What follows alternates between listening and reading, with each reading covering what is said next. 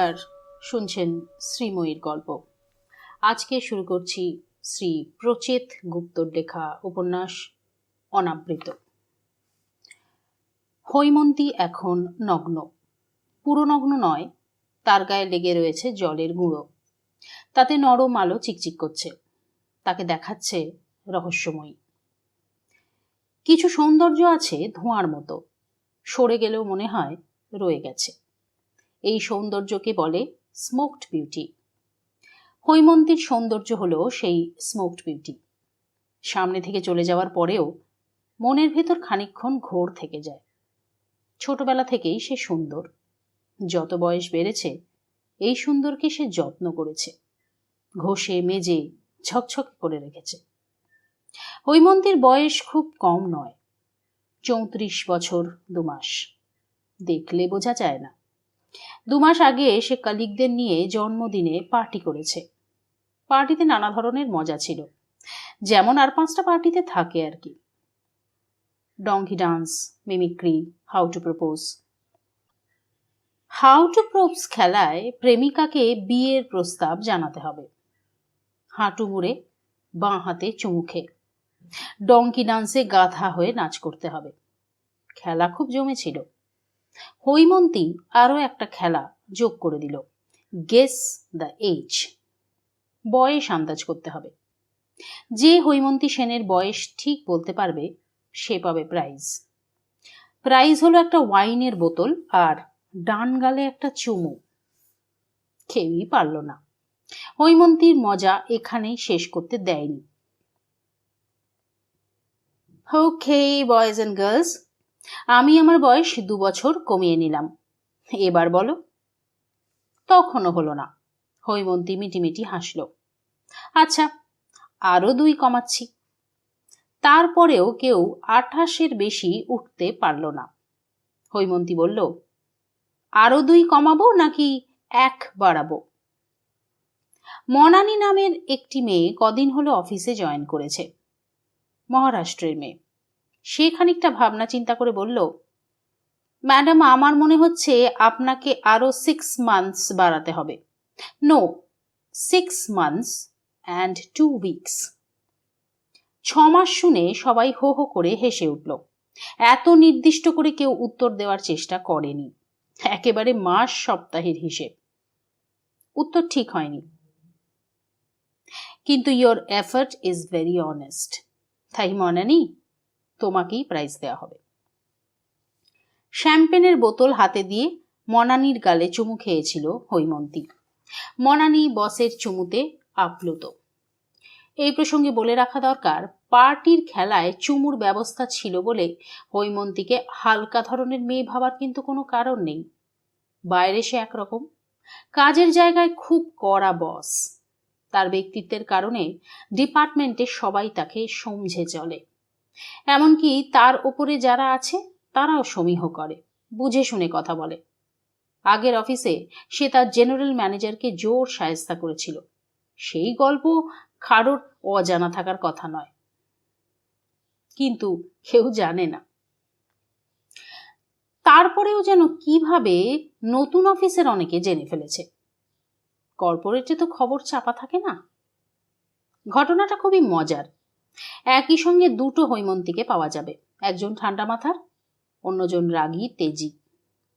বছর 45-এ সেই ম্যানেজার একদিন হৈমন্তীকে ঘরে ডেকে এ কথা সে কথা বলবার পর নিচু গলায় বলেছিলেন, আজ তোমাকে খুব সুন্দর লাগছে হৈমন্তী। শুধু সুন্দর নয়, ভেরি অ্যাট্রাক্টিভ। খানিক আগে তোমাকে করিডোরে দেখে I feel little bit excited, you know. হৈমন্তীর এই ধরনের কথা একেবারেই পছন্দ হলো না। তারপরেও নিজেকে সামলে হাতের মোবাইলটাকে নাড়াচাড়া করতে করতে বলল, থ্যাংক ইউ স্যার। আমাকে কি জন্য ডেকেছেন যদি দয়া করে বলেন। সেই জেনারেল ম্যানেজার এই কথায় কান দেন না।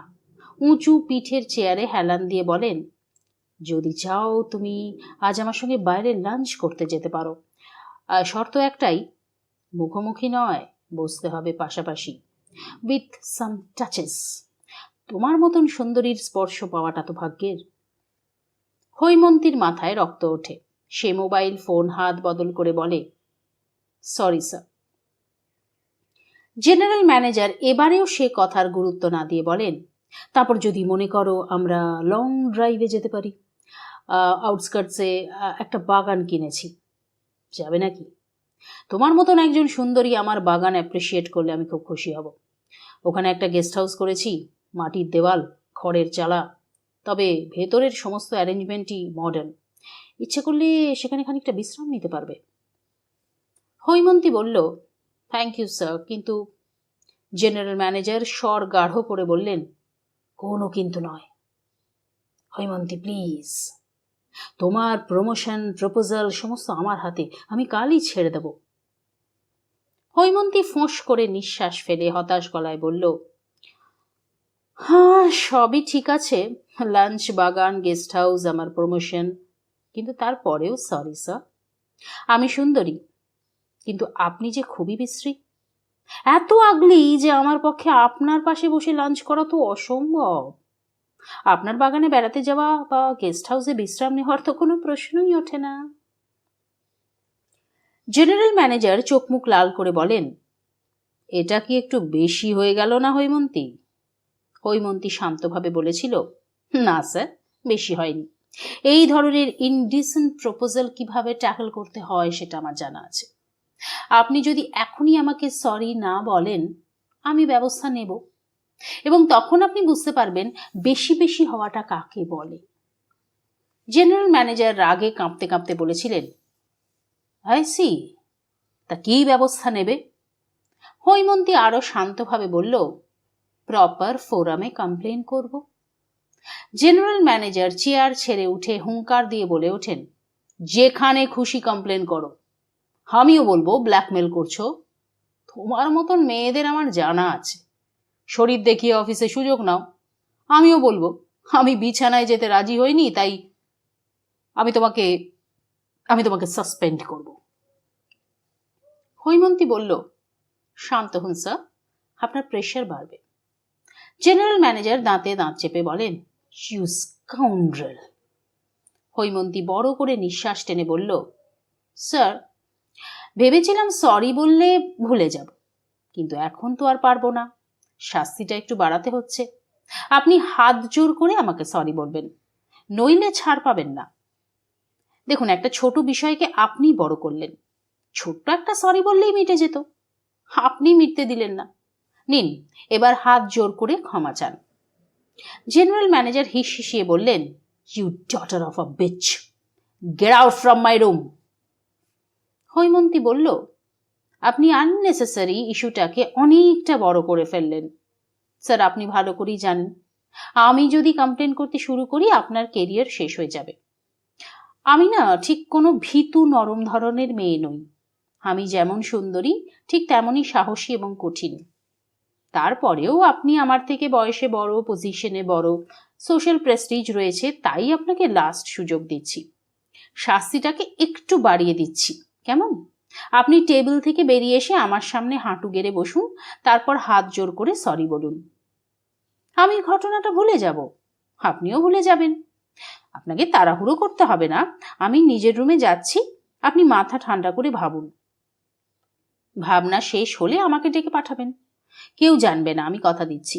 দরজার বাইরে বিজি আলোটা জ্বালিয়ে দেবেন।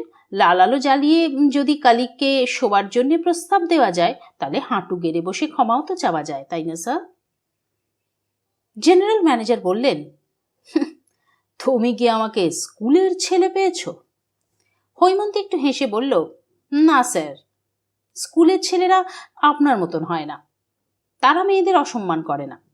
আর তারপরেও হলে কান ধরে 25 বার উঠবোস করতে বলতাম, লজ্জার কিছু নেই। কোনো মেয়েকে গেস্ট হাউসে নিয়ে যাব বলতে যদি লজ্জা না করে, তাহলে তার সামনে কান ধরে উঠবোস করতে লজ্জা কি? আরও গালাগালি করলে কিন্তু তাই করতে হবে স্যার। যাকে, আপনি ভাবনা চিন্তা করুন, আমি ততক্ষণে কমপ্লেনটা রেডি করছি, ঠিক 1 ঘন্টা অপেক্ষা করব। প্রমাণ কি? হৈমন্তী হেসে বলল, আপনি কথা শুরু করার সময় আমি মোবাইলের রেকর্ডারটা অন করেছি, আপনি শুনবেন। 15 মিনিটের মধ্যে সেই জেনারেল ম্যানেজার হৈমন্তীকে আবার ঘরে ডেকে পাঠান, বাইরের লাল আলোটা জ্বালিয়ে দেন এবং 1 মাসের মধ্যে কাজ ছেড়ে দেন। ঘরের পিয়নের মাধ্যমে খবরটা চাউরো হয়। সে নাকি ভুল করে ঘরে ঢুকে দেখতে পায় স্যার সুন্দরীর সামনে হাঁটু গেড়ে বসে আছে। সত্যি মিথ্যে মেশানো খবর।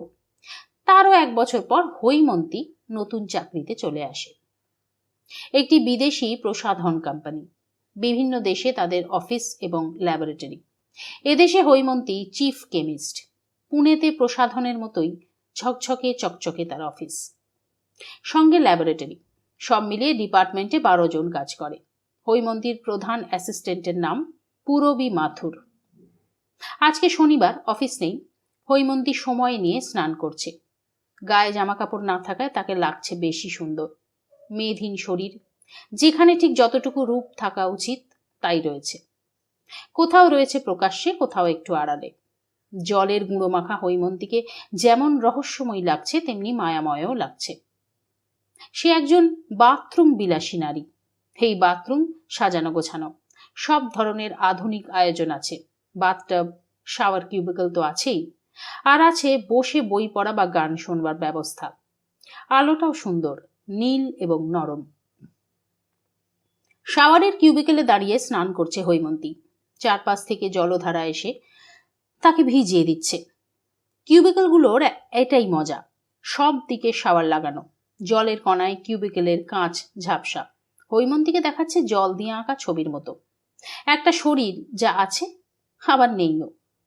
স্নান করতে করতে হৈমন্তী গুনগুন করে গান করছে। জন লেননের একটা বিখ্যাত গান, গানের নাম ওম্যান। এই গান হৈমন্তীর প্রিয়। প্রিয় হবার কারণ গানের চমৎকার কথা বা সুর কিন্তু নয়, এমনকি লেননের দুর্দান্ত কণ্ঠস্বরও নয়। প্রিয় হবার কারণ ছোট একটা স্মৃতি, হৈমন্তীর কলেজ জীবনের ঘটনা। তখন কলেজে 3rd ইয়ার চলছে। কেমিস্ট্রি অনার্স নিয়ে নাকানি চোবানি খাচ্ছে হৈমন্তীরা, বিশেষ করে ল্যাবরেটরির কাজ। র্যাডিক্যাল ডিটেকশন, গ্রুপ অ্যানালিসিস করতে খাটুনির চোটে হাড়ে কার্বন জমে যাচ্ছে। কোনো এক কবি বলেছিল, সুন্দর মেয়েদের বার্নারে হাত পুড়িয়ে কেমিস্ট্রি পড়বার কোনোই মানে হয় না। তারা পড়বে সাহিত্য, জীবনানন্দ বা শেলির কবিতা নিয়ে থাকবে, ভাষা ভাষা চোখে তাকাবে। কলেজে ফাংশন থাকলে চওড়া পাড়ের শাড়ি পরে খোঁপায় ফুল লাগিয়ে আসবে। সেই ফুল পড়ে গেলে বুক থেকে পড়ে যাওয়া আঁচল সামলে ফুলটা কুড়িয়ে নেবে। মজার বিষয়, সেবার হৈমন্তীদের কেমিস্ট্রি ব্যাচে 11 জন মেয়ে ছিল, আর 11 জনই ছিল কম বেশি সুন্দরী। কবির কথাকে ফুঁ দিয়ে উড়িয়ে অতি উৎসাহে তারা কেমিস্ট্রি পড়ত।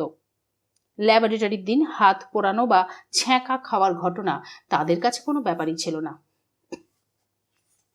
কলেজে এদের বলা হতো কেমিক্যাল বিউটি গ্রুপ।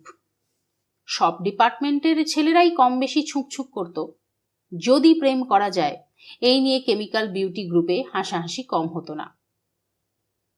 বন্নিশিকা হয়তো বলল, প্রেম নিবেদন করলেই হাতে না টেস্ট টিউব ধরিয়ে দেব, বলবো যতক্ষণ না হাইড্রোজেনের সঙ্গে সোডিয়াম ক্লোরাইড মিশছে চুপটি করে দাঁড়িয়ে থাকো সোনা, আজকে তোমার প্রেমের পরীক্ষা, তুমি হবে আমার হাইড্রোক্লোরিক ভালোবাসা।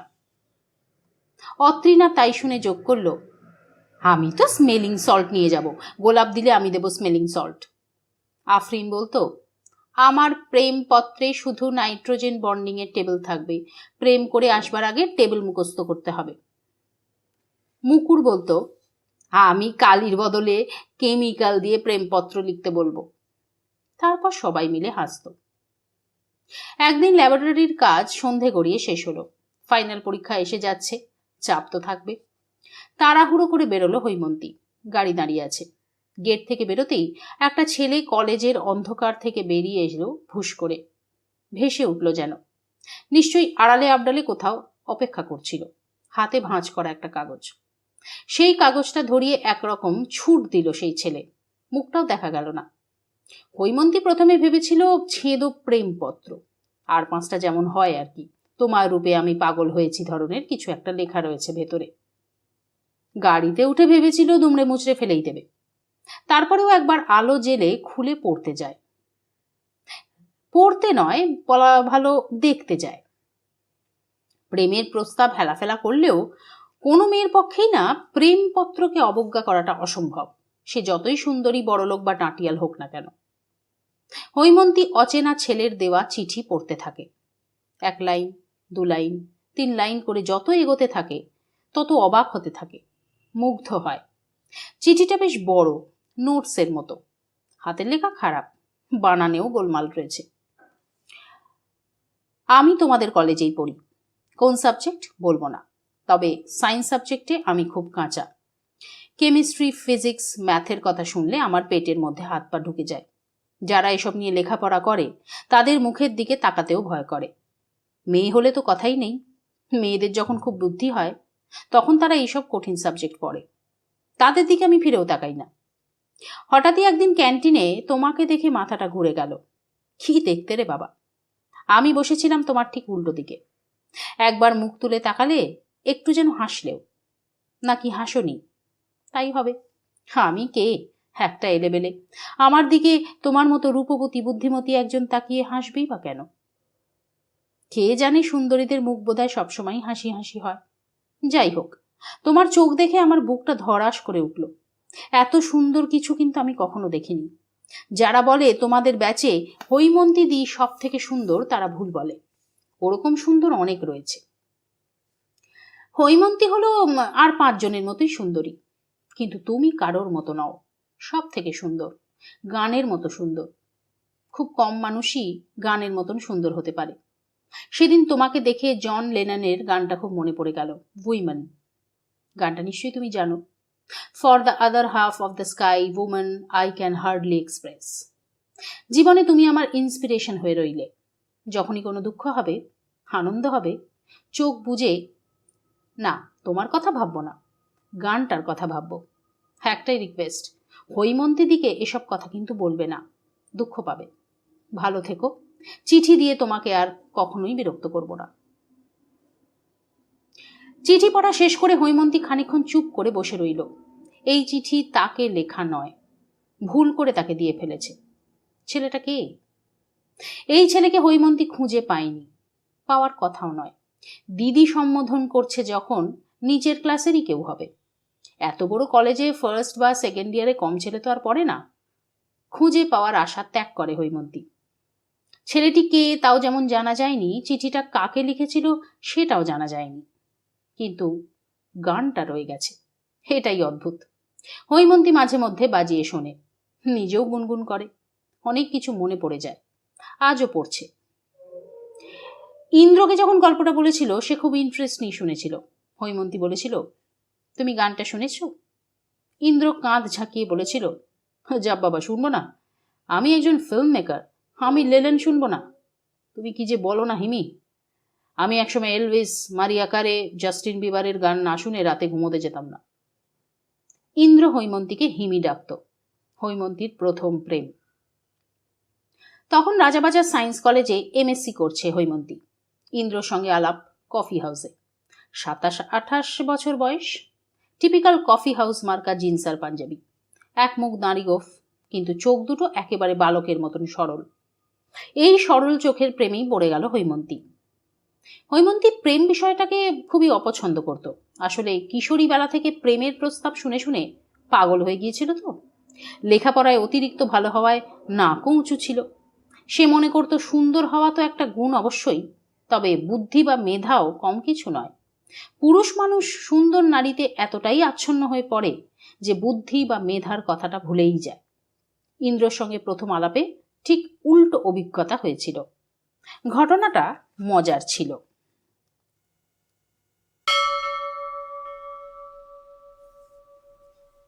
সেদিন প্রেসিডেন্সি কলেজে গিয়েছিল হৈমন্তী। প্রফেসর ভৌমিকের সঙ্গে দেখা করবে। অর্গানিক কেমিস্ট্রিতে ভদ্রলোকের খুব নাম ডাক। ওর কাছে যদি একটু পড়া যায়, বেশি নয়, সপ্তাহে 1 দিন রাজি হলেই চলবে। সঙ্গে রাখিও ছিল। রাখি ব্যাচমেট, যদিও সে কেমিস্ট্রি স্টুডেন্ট ছিল না, তার সাবজেক্ট ফিজিক্স। প্রফেসর ভৌমিককে কলেজে পাওয়া গেল না। তিনি অসুস্থ হয়ে বাড়ি চলে গেছেন। রাখি বলল, চল কফি হাউসের চিকেন কাটলেট খেয়ে যাই। সেই সময় কফি হাউসের চিকেন কাটলেটের খুব সুনাম ছিল, এখনো রয়েছে। হৈমন্তী তারপরেও বলেছিল, না রে, ভাজাভুজি খাবো না। রাখি বলল, চল তো, এই বয়সে এত হেলথ কনসিয়াস হোস না তো, সময় তো রয়েছে। তাছাড়া তুই এমনিতেই সুন্দরী, স্কিন টোন দেখলে বাবা হিংসে হয়। হৈমন্তী বান্ধবীর কাঁধে চড় মেরে বলল, আচ্ছা, অনেক রূপের প্রশংসা হয়েছে, এবার থাম, চল, কটা চিকেন কাটলেট খেতে হবে। কফি হাউসের 3 তলাটা একটু নিরিবিলি। যারা মূলত খেতে আসে তারা 3 তলাতেই বসে। অনেকদিন ধরেই এই নিয়ম। হৈমন্তীরাও বসেছিল। খাবার বলার পর হঠাৎই এক যুবককে দরজা দিয়ে ঢুকতে দেখে রাখি হৈ হৈ করে উঠেছিল। ইন্দ্রদা, ও ইন্দ্রদা! ছেলেটি এদিক ওদিক তাকিয়ে ফাঁকা টেবিল খুঁজছিল। ডাক শুনে এগিয়ে এলো। কি ব্যাপার রাখি, তুই? রাখি হেসে বলল, কেন আমি আসতে পারি না? কফি হাউস কি শুধু তোমার মতন ইন্টেলেকচুয়ালদের জন্যে? যুবকটি হেসে বলে, না তা কেন হবে, বোকারাও এখানে অ্যালাউড, নইলে তোকে ঢুকতে দিত? রাখি বলল, বেশ ভালো, বোকা তো বোকা, তা দাঁড়িয়ে আছো কেন, বসো না। হৈমন্তীর রাখির ওপর রাগ হলো। যতই দাদা বলে রাখুক, তার কাছে তো অপরিচিত। একজন অপরিচিতকে দুম করে টেবিলে বসতে বলছে কেন রাখি? তাছাড়া ছেলেগুলো বড্ড হ্যাংলা হয়। রূপবতী মেয়ে দেখলে আদিক্ষে তার চরম করে, জিভ দিয়ে একেবারে লালা গড়ায়। এই ছেলেও নিশ্চয়ই তাই হবে, একবার বসলে উঠতে চাইবে না। যুবকটি না বসেই হৈমন্তীর দিকে খেয়াল করল।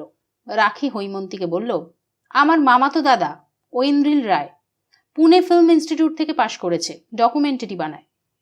অলরেডি 2টো ন্যাশনাল অ্যাওয়ার্ড পেয়ে বসে আছে। দূর সম্পর্কের রিলেশন বলে নাম হওয়ার পর আমাকে আর পাত্তা দেয় না। তারপর যুবকের দিকে তাকিয়ে হেসে বলল, মিট মাই ফ্রেন্ড হৈমন্তী। শুধু দেখতেই মারকাটারি নয়, লেখাপড়াতেও মারকাটারি। জাগে, নে বস।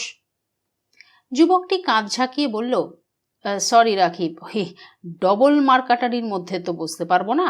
তাছাড়া সুন্দরীদের আমি আজকাল একটু অ্যাভয়েড করে চলি। 2টো কথার পরেই বলে ফিল্মে চান্স দিন। তারা বুঝতেই চায় না যে আমি কোনো ফিল্ম ডিরেক্টর নই। কান মাথা ঝাঁঝাঁ করে উঠল হৈমন্তীর। সে দাঁত চেপে বলল, আপনি কি সুন্দরীদের ওপর ডকুমেন্টারি বানান? তাদের স্বভাব সম্পর্কে এত জানলেন কি করে? ঐন্দ্রিল কাঁধ ঝাঁকিয়ে বলল, দেখুন, রাগ করলেন বলে দুঃখিত, বাট এটাই রিয়েলিটি। সুন্দরীরা ফিল্ম লাইনে পা রাখার জন্য ছটফট করে। হৈমন্তী বলল, একেবারেই নয়। কোথায় যেন পড়েছিলাম, যারা ফিচার ফিল্ম বানাতে না পেরে ডকু নিয়ে পড়ে থাকে তাদের একটা ইনফেরিয়রিটি কমপ্লেক্স হয়, এবং বেশ বেশি হয়। ইনফেরিয়রিটি কমপ্লেক্স কি জানেন নিশ্চয়ই? হীনমন্যতা। হীনমন্যতার কারণে এদের জ্ঞানটাও বেশি হয়। গাধা গরুর ওপর ডকুমেন্টারি তৈরি করতে হয় তো, তাই তাদের ওপর জ্ঞান। তা আপনার বিষয়টা কি? ঐন্দ্রিল হেসে বলল, হ্যাঁ, ঠিকই বলেছেন। চার্লস ফার্গুসন, অ্যালেক্স গিডনে, জেনা ব্রিস্কের মতন দুনিয়া কাঁপানো সব ডকুমেকাররা গাধা গরুই তো ছিলেন। রাখি হাত বাড়িয়ে বান্ধবীকে শান্ত হতে বলল। আলাপটা না করেই তুই ঝগড়া শুরু করলি? হৈমন্তী সেই হাতটা সরিয়ে বলল, সরি, এদের সঙ্গে নিজের তুলনা করাটাও এক ধরনের হীনমন্যতা। যাকে আপনার ডকুমেন্টারির বিষয়টা বললেন না তো? ঐন্দ্রিল একটু চুপ করে থেকে হাসল, বলল, পুরনোগুলো নিয়ে আর বলছি না, আগামী বিষয়টা বরং বলি। বোকা সুন্দরী এবং বুদ্ধিমতী রাগ। যাই, ওদিকের টেবিল খালি হয়েছে। এই ছেলের সঙ্গে যখন হৈমন্তীর প্রেমটা গভীর হলো তখন সব থেকে বেশি অবাক হয়েছিল হৈমন্তী নিজেই। রাখি চোখ নাচিয়ে বলেছিল, সেদিনই বুঝেছিলাম একটা কিছু হবে। আমার ঠাকুমার কাছে প্রবাদ শুনেছিলাম, যে যায় বিবাদে তার মন আগে কাঁদে। হৈমন্তী বলেছিল, দোষ, কোনো কাঁদে টাঁদে না, but I could not resist, you know. Rakhi ঘাড় দুলিয়ে বলল, বাপু হে, প্রেমটা এমনই, তাকে রেজিস্ট করা যায়ও না। আরও আসবে, দেখবি তাকেও রেজিস্ট করা যাবে না। হৈমন্তী বলেছিল, কি আসবে? রাখি ইশারায় শরীর দেখিয়ে চোখ টেপে। হৈমন্তী যেদিন প্রথম ঐন্দ্রিলের সঙ্গে শরীরের ভালোবাসায় গেল সেদিন ছিল এক ভরা বর্ষার দুপুর। ঐন্দ্রিলই হৈমন্তীকে নিয়ে গিয়েছিল সল্টলেকের 3 তলার উপরে ফ্ল্যাট।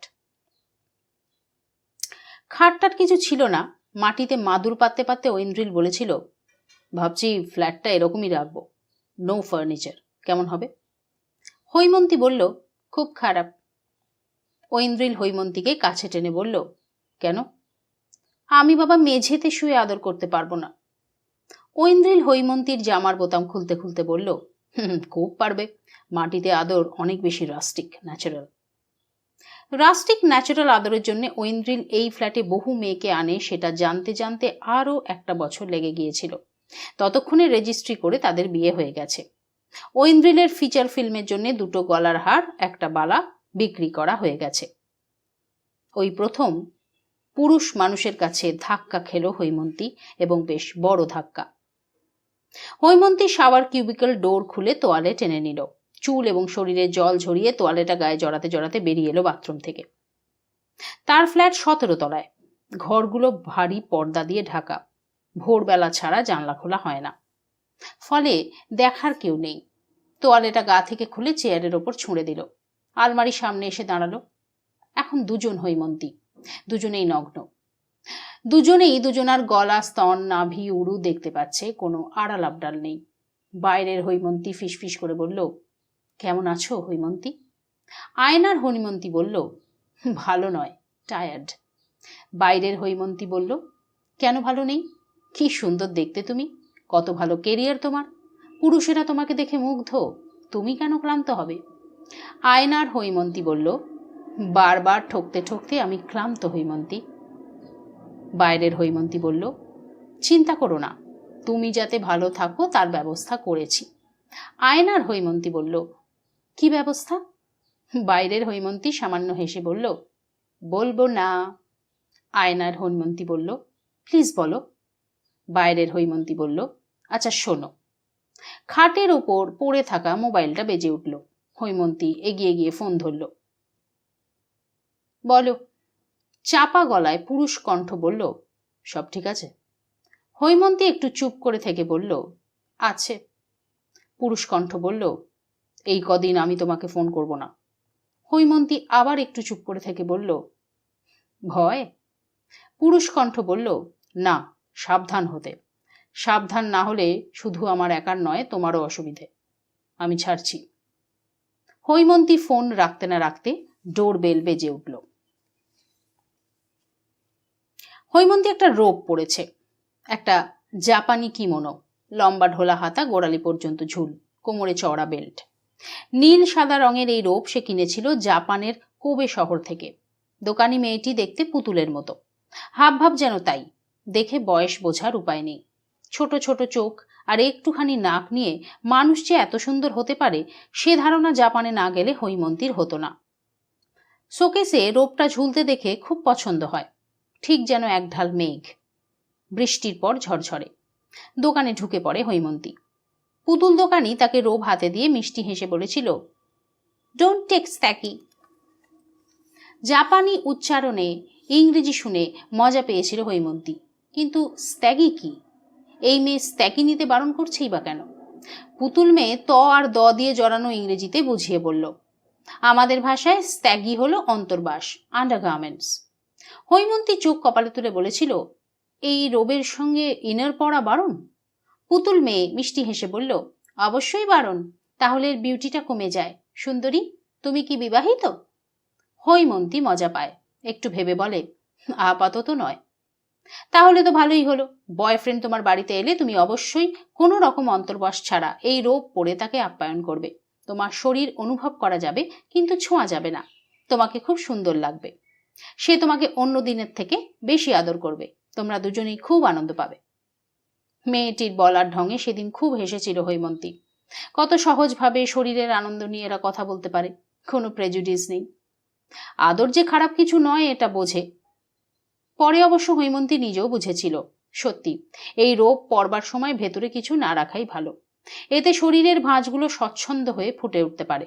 মনে হয় গায়ে সত্যি খানিকটা মেঘ জড়িয়ে রয়েছে। হৈমন্তী গত বছর জাপান গিয়েছিল, 21 দিনের ট্যুর, অফিসের কাজ। সেখানকার 3টে শহরে ঘুরেছে, তার মধ্যে একটা ছিল কোবে। কোবেতে তাদের কোম্পানির অফিস রয়েছে। জাপান যদিও ইউরোপের কোনো কোম্পানিকে নিজের দেশে ব্যবসা করতে দিতে রাজি নয়, তারপরেও এই ফরাসি প্রসাধন কোম্পানিকে কিন্তু দিয়েছে। হৈমন্তীর কোম্পানির নাম বনভিদা। ফরাসি শব্দ বন অদিওর্থকে নাকি এইভাবে উচ্চারণ করতে হয়। শব্দের শেষে আর থাকে নীরব, যাকে বলে সাইলেন্ট। বনভিদা শব্দের মানে ভালো গন্ধ। হৈমন্তী বাংলা করে বলে, আমি সুগন্ধি কোম্পানিতে কাজ করি। বুড়ি পিসিমা বলেছিল, ধূপকাঠি বেচিস নাকি? কোথায় বেচিস? ট্রেনে? হৈমন্তী বলেছিল, ট্রেনেও বেচি, আবার বাড়িতে বাড়িতেও বেচি। বনভিদা কোম্পানির সব প্রোডাক্ট অবশ্য সুগন্ধের নয়, বরং সেন্ট সে কমই বানায়। তার থেকে অনেক বেশি শ্যাম্পু, ডিওডোরেন্ট এবং নানা ধরনের লোশন তৈরিতে তারা ব্যস্ত। ফরাসিরা ত্বকের প্রতি অতিরিক্ত স্নেহপ্রবণ একটি জাতি। বনভিদার এই ব্যাপারেও খ্যাতি রয়েছে। তারা নানা ধরনের স্কিন কেয়ার প্রোডাক্ট তৈরি করে। হৈমন্তী যখন এই বিখ্যাত কোম্পানিতে যোগ দিতে যায়, তখন অনেকে ভেবেছিল সে বাইরে চলে যাচ্ছে। ঘটনা তা হয়নি। তাকে পুনের ল্যাবরেটরির চিফ কেমিস্ট হিসেবে দায়িত্ব দেওয়া হয়েছে। এখানে মূলত গবেষণার কাজ হয়। ভারতীয় গাছপালা, ফুল, ফলকে ব্যবহার করে প্রসাধন সামগ্রী তৈরি করতে চায় বনভিদা, হার্বাল কসমেটিক্স। তাই নেই গবেষণা। কোম্পানি মনে করে ভারতের ঔষধি গাছপালা ঠিকমতো ব্যবহার করতে পারলে গোটা পৃথিবীতে বড় ব্যবসা পাওয়া যাবে। যেমন চোখকে ভেজা ও মায়াময় করার জন্য ফুলের জল থেকে তৈরি করতে হবে প্যাচ, মধু দিয়ে বানাতে হবে ক্রিম। এখনো অনেকে মনে করে কসমেটিক্স মানে রাসায়নিক, আসলে বিষ। এদেশের ঔষধি গাছপালাকে সামনে আনতে পারলে মানুষের এই ভয়টা কাটানো যাবে। এখানে কারখানা তৈরির ইচ্ছেও আছে কোম্পানির। কেরলের কাছে জমি খোঁজা শুরু হয়েছে। পুনের ল্যাবরেটরির সঙ্গে অবশ্য কোম্পানির একটা বড় সড়ো অফিস রয়েছে। তারা এদেশের মার্কেটিং আর সেলসটা দেখে। কিছুদিন আগে রিজিয়নাল হেড সুরেশ ভাট হৈমন্তীকে ডেকে পাঠান। কেমন আছো হৈমন্তী? ভালো স্যার, আপনি? সুরেশ ভাট বললেন, হ্যাঁ চলছে। তা তোমার ল্যাবরেটরির সমস্যা মিটেছে? হৈমন্তী বলল, পুরো মেটেনি, নতুন দুটো মেশিনের একটা এখনো ইনস্টল হয়নি। সফটওয়্যারের কিছু সমস্যা হচ্ছে। আশা করি কয়েকদিনের মধ্যে ঠিক হয়ে যাবে। সুরেশ বললেন, দুটোই তো জার্মান মেশিন। হৈমন্তী বলল, না স্যার, একটা ইউকে মেড। ওরা কেমিক্যাল স্পটিং এর উপর খুব ভালো কাজ করছে। কোথাও কোনো রকম পয়জন এলিমেন্ট থাকলে দ্রুত সেটা ধরে ফেলছে। ওদের চিপ অ্যানালাইজিং সিস্টেমটাও ভালো। সুরেশ ভাট একটু চুপ করে থেকে বললেন, হৈমন্তী, কোম্পানি তোমাকে আরও একটু দায়িত্ব দিতে চাইছে। হৈমন্তী নড়ে চড়ে বসে বলল, ওকে স্যার। ওরা বলছে তুমি এবার একটু মার্কেটিং পার্টেও ইনভলভড হও। হৈমন্তীর পিসিমার কথা মনে পড়ে যায়, ট্রেনে ধূপকাঠি বেচবার কথা। সে আঁতকে উঠে বলল, এই রে, আমাকে কি এবার থেকে জিনিসও বেচতে হবে নাকি? স্যার, আমি কি সেটা পারবো? আমি একজন সামান্য কেমিস্ট। হৈমন্তীর বলার ভঙ্গি দেখে সুরেশ হেসে ফেললেন, বললেন, না না, সেলস তোমাকে দেখতে হবে না। ইস্টার্ন জোনে কোনো কোনো প্রোডাক্টে আমরা মার খাচ্ছি, বিশেষ করে মেল কসমেটিক্স, পুরুষদের body lotion, deodorant, aftershave lotion. সমস্যাটা কোথায় হচ্ছে তুমি শুধু তোমার মতন করে একটু দেখবে। প্রোডাক্টের কোনো সমস্যা, নাকি আমাদের পাবলিসিটিটা ঠিকমতো হচ্ছে না। আবার এমনও তো হতে পারে যে ইস্টার্ন জোনে আমাদের অর্গানাইজেশনেই কোনো ফাঁক রয়েছে। হৈমন্তী বলল, তাহলে ঠিক আছে স্যার, এটা মনে হয় পারবো। সুরেশ ভাট বললেন, হ্যাঁ ধন্যবাদ, কোম্পানি তোমাকে একটু বেশি রিলাই করছে হৈমন্তী। এই প্রস্তাবটা ওরাই পাঠিয়েছে। হৈমন্তী কৃতজ্ঞ গলায় বলল, ধন্যবাদ তো আপনার প্রাপ্য, আপনি আমাকে সুযোগ দিয়েছেন। সুরেশ ভাট ভুরু কুঁচকে বললেন, চিন্তা একটাই, তোমার মতন এফিশিয়েন্ট একজন কর্মীকে ওরা নিয়ে না যায়। হৈমন্তী অবাক হয়ে বলে, কোথায় নিয়ে যাবে? কেন, প্যারিস বা লন্ডন, যে দুটো জায়গা থেকে ওরা বিজনেসটা অপারেট করে?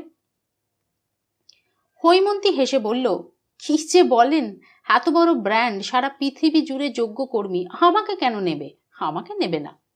সুরেশ ভাট উঠে দাঁড়িয়ে হাত বাড়িয়ে বললেন, আমিও সেই রকমটাই চাইব, তোমাকে যেন না নেয়। আমার এখানের অফিসটা ঠিক থাকুক, তোমার রিসার্চটা ঠিক থাকুক। সেলফিশ চাওয়া, তবু আমাকে তো আমার দিকটাই দেখতে হবে। এই হবে কিনা? কথা শেষ করে সুরেশ হাসলেন। হৈমন্তী খানিকটা লজ্জা পাওয়া গলায় বলল, কি যে বলেন স্যার। সুরেশ বলল, তুমি তাহলে প্রোগ্রামটা ঠিক করে ফেলো।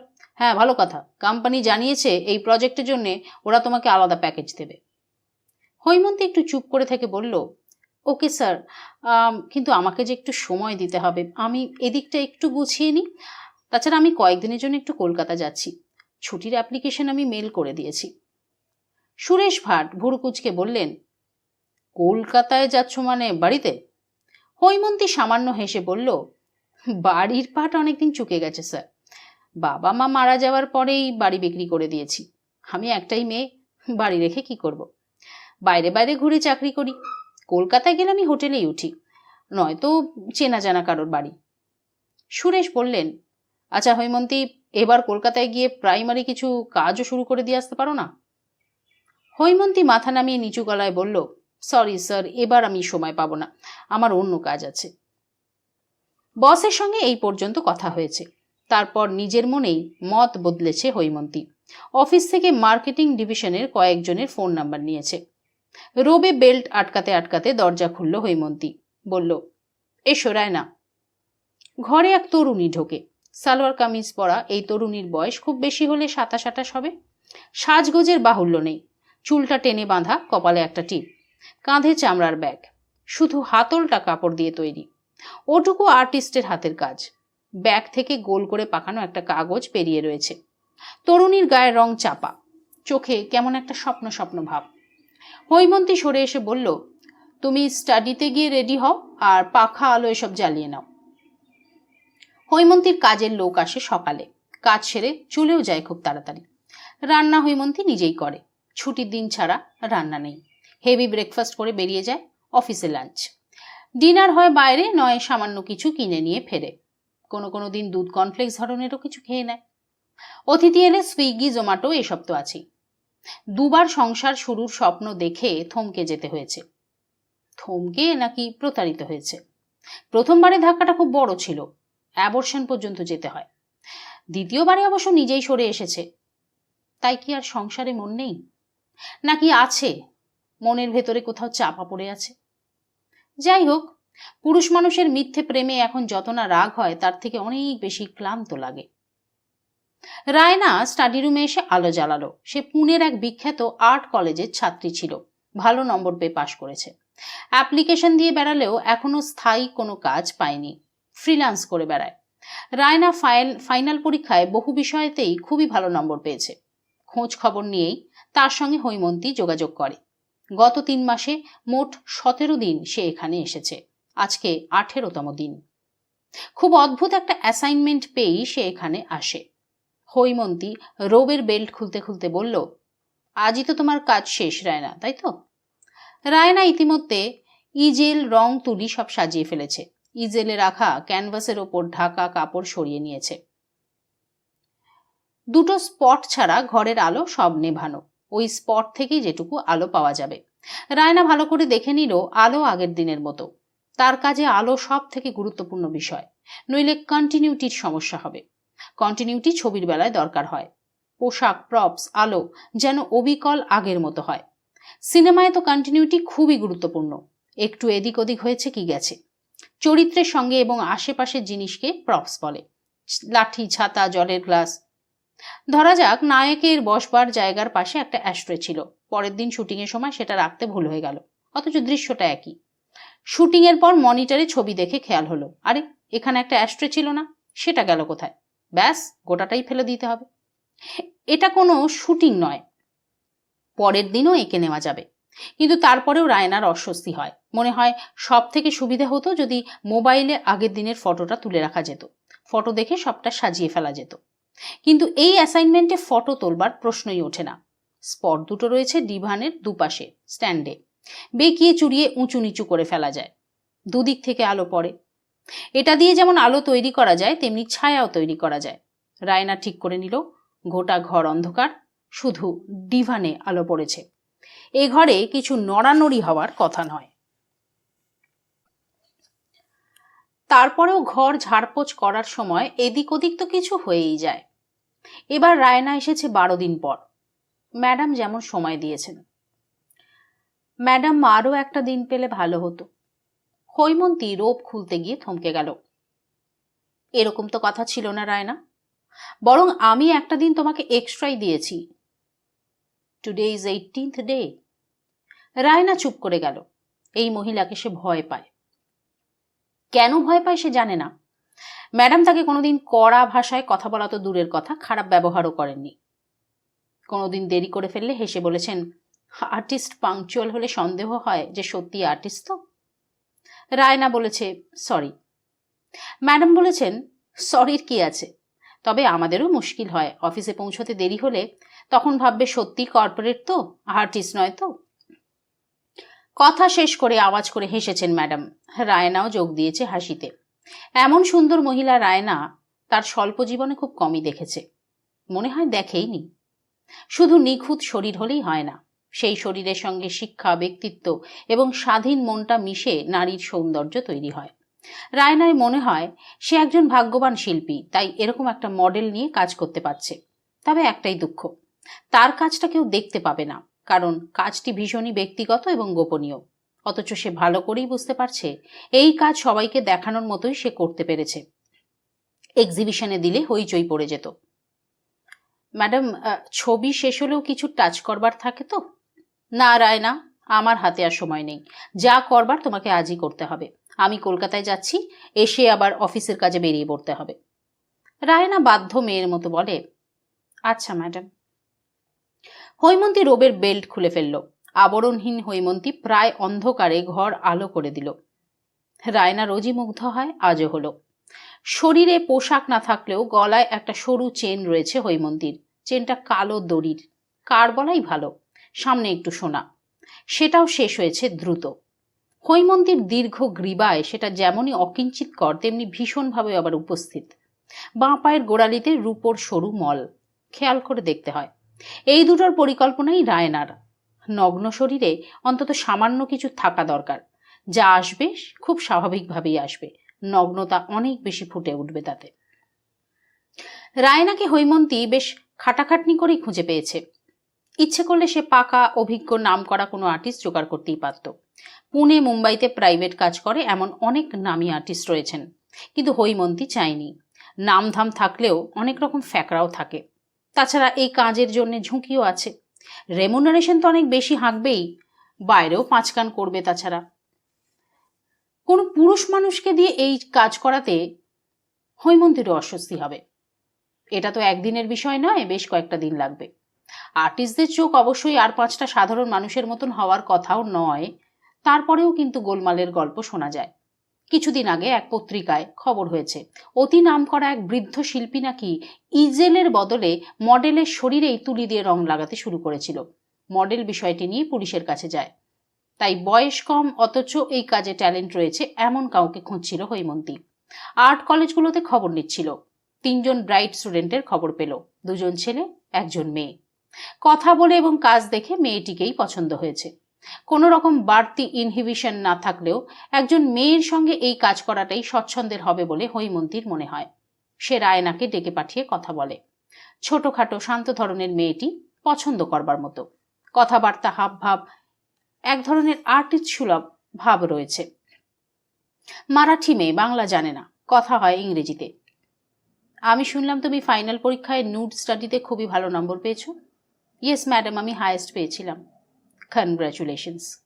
পেইন্টিংসের এই দিকটাই আমার প্যাশন। কেন? আমার মনে হয় মানুষের শরীর তার মনের গোপন কথা বলে। তার রাগ, দুঃখ, ভালোবাসা, কষ্ট, খুশি সে বাইরে গোপন করতে পারে, কিন্তু শরীরে পারে না। আর্টিস্ট কিন্তু সেটা দেখতে পায়, এইসব অভিব্যক্তিগুলো ছবিতে ফুটিয়ে তোলে। তবে পারলে সেটা একজন শিল্পীর জন্য খুবই তৃপ্তির। হৈমন্তী বলল, তোমার এই ব্যাখ্যাটা শুনতে আমার ভালো লাগলো, কিন্তু আমি পুরোটা একমত হলাম না রায়না। শুধুমাত্র সৌন্দর্যই কি এই ধরনের পেইন্টিংসের পক্ষে যথেষ্ট নয়? ধরো তুমি যদি কোনো ফুলের ছবি আঁকো, সেখানে তার সৌন্দর্যটুকুই কি যথেষ্ট নয়? কথাটা এক অর্থে ঠিক, তবে কোনো কোনো আর্টিস্ট সৌন্দর্যের সঙ্গে আরেকটু কিছু যোগ করে নেন, নইলে সেটা তার চোখে ছবি হয়ে ওঠে না। একটা ফুলের সৌন্দর্য যতক্ষণ না আমি নিষ্পাপ পবিত্রতার সঙ্গে কোনো সেন্স আনতে পারছি, ততক্ষণ আমি স্যাটিসফাই হতে পারবো না ম্যাডাম। আবার এমনও হতে পারে ফুলটাকে আমি ক্যানভাসে ফুটিয়ে তুললে হয়তো মনে হবে এই ধ্বংসের পৃথিবীতে সে বড় অসহায়। হৈমন্তী খুশি হয়ে বলল, এটাও ভালো বলেছ। কোনো আর্টিস্টের নুড পেইন্টিংস তোমার ভালো লাগে? রায়না বলল, পৃথিবীর সব বড় বড় আর্টিস্টরাই এই কাজ করেছেন। বত্তিচেল্লি, মানেত, রুবেন, এমনকি পিকাসোর কাজও মারাত্মক। ম্যাডাম, মানেটের অলিম্পিয়া ছবিটি তো আপনি জানেন। হৈমন্তী বলল, হ্যাঁ জানি। ছবিটা সম্পর্কে তোমার কি ধারণা? রায়না লজ্জা পেয়ে বলে, অত বড় কাজ নিয়ে আমি আর কি বলবো। তবে অনেক ক্রিটিকের মতো আমারও মনে হয় নুড পেইন্টিংসের অতীত ধারাকে মানেট ভেঙে চুরমার করে দিয়েছিলেন। তার উত্তরসূরির শিল্পীরা মূলত ভেনাসকে মাথায় রেখেই কাজ করতেন। তার সৌন্দর্য অপার্থিব, শুধুই শিল্পীর কল্পনা। সে থাকবে দেবদূতেদের মধ্যে। কিন্তু মানেট সেই ধারণাকে ভেঙে দিলেন। ইনি অলিম্পিয়া নামের এক সাধারণ রমণীকে সামনে এনে যেন বললেন, এই সৌন্দর্য কল্পনার থেকে কিছু কম নয়। হৈমন্তী খুব খুশি হয়ে বলল, ভেরি গুড রায়না, তুমি কি জানো তোমাকে আমি কোন কাজের জন্য ডেকেছি? সম্ভবত আপনি আমার কাছ থেকে এই ধরনের কোনো পেইন্টিংস কিনতে চান। হৈমন্তী বলল, হ্যাঁ ঠিক তাই, তবে ছবিটা হবে আমার নিজের। আমার শখ হয়েছে নিজের একটা নুড পেইন্টিংস আমি আমার কাছে রাখবো। আমি যে সুন্দরী তা আমি জানি। আয়নার সামনে নুড হয়ে যখন দাঁড়াই তখন ভাবি, সাধারণ মানুষের চোখে সৌন্দর্য একরকম, কিন্তু শিল্পী কিভাবে দেখবে, সে কি সুন্দর করবে, এই ভাবনা থেকেই ছবি আঁকাবো ঠিক করেছি। হয়তো ছবিটা আমার থেকেও দেখতে শুনতে ভালোই হবে। তাই এবার বলো, কবে থেকে কাজ শুরু করবে, আর তোমার পারিশ্রমিক কত? হ্যাঁ, তবে একটা কথা, কাজটা কিন্তু গোপনে হবে। সেই ছবি আজ শেষ হতে চলেছে। হৈমন্তী রোজকার মতোই ভিজে চুল কাঁধের ওপর ফেলেছে, ডিভানের ওপর আধ শোয়া হয়েছে। গত 17 দিন আঁকার সময় সে এইভাবেই থেকেছে। বসবার পর বাঁ হাতটা এমনভাবে রাখে যাতে শরীরের খুব গোপনীয়তাটুকু আড়াল হয়। সামনে একটা বই খোলা।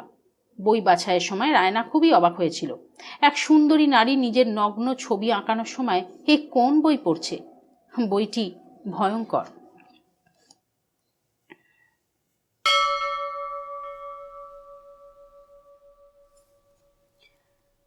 উফ, কি মারাত্মক সুন্দর।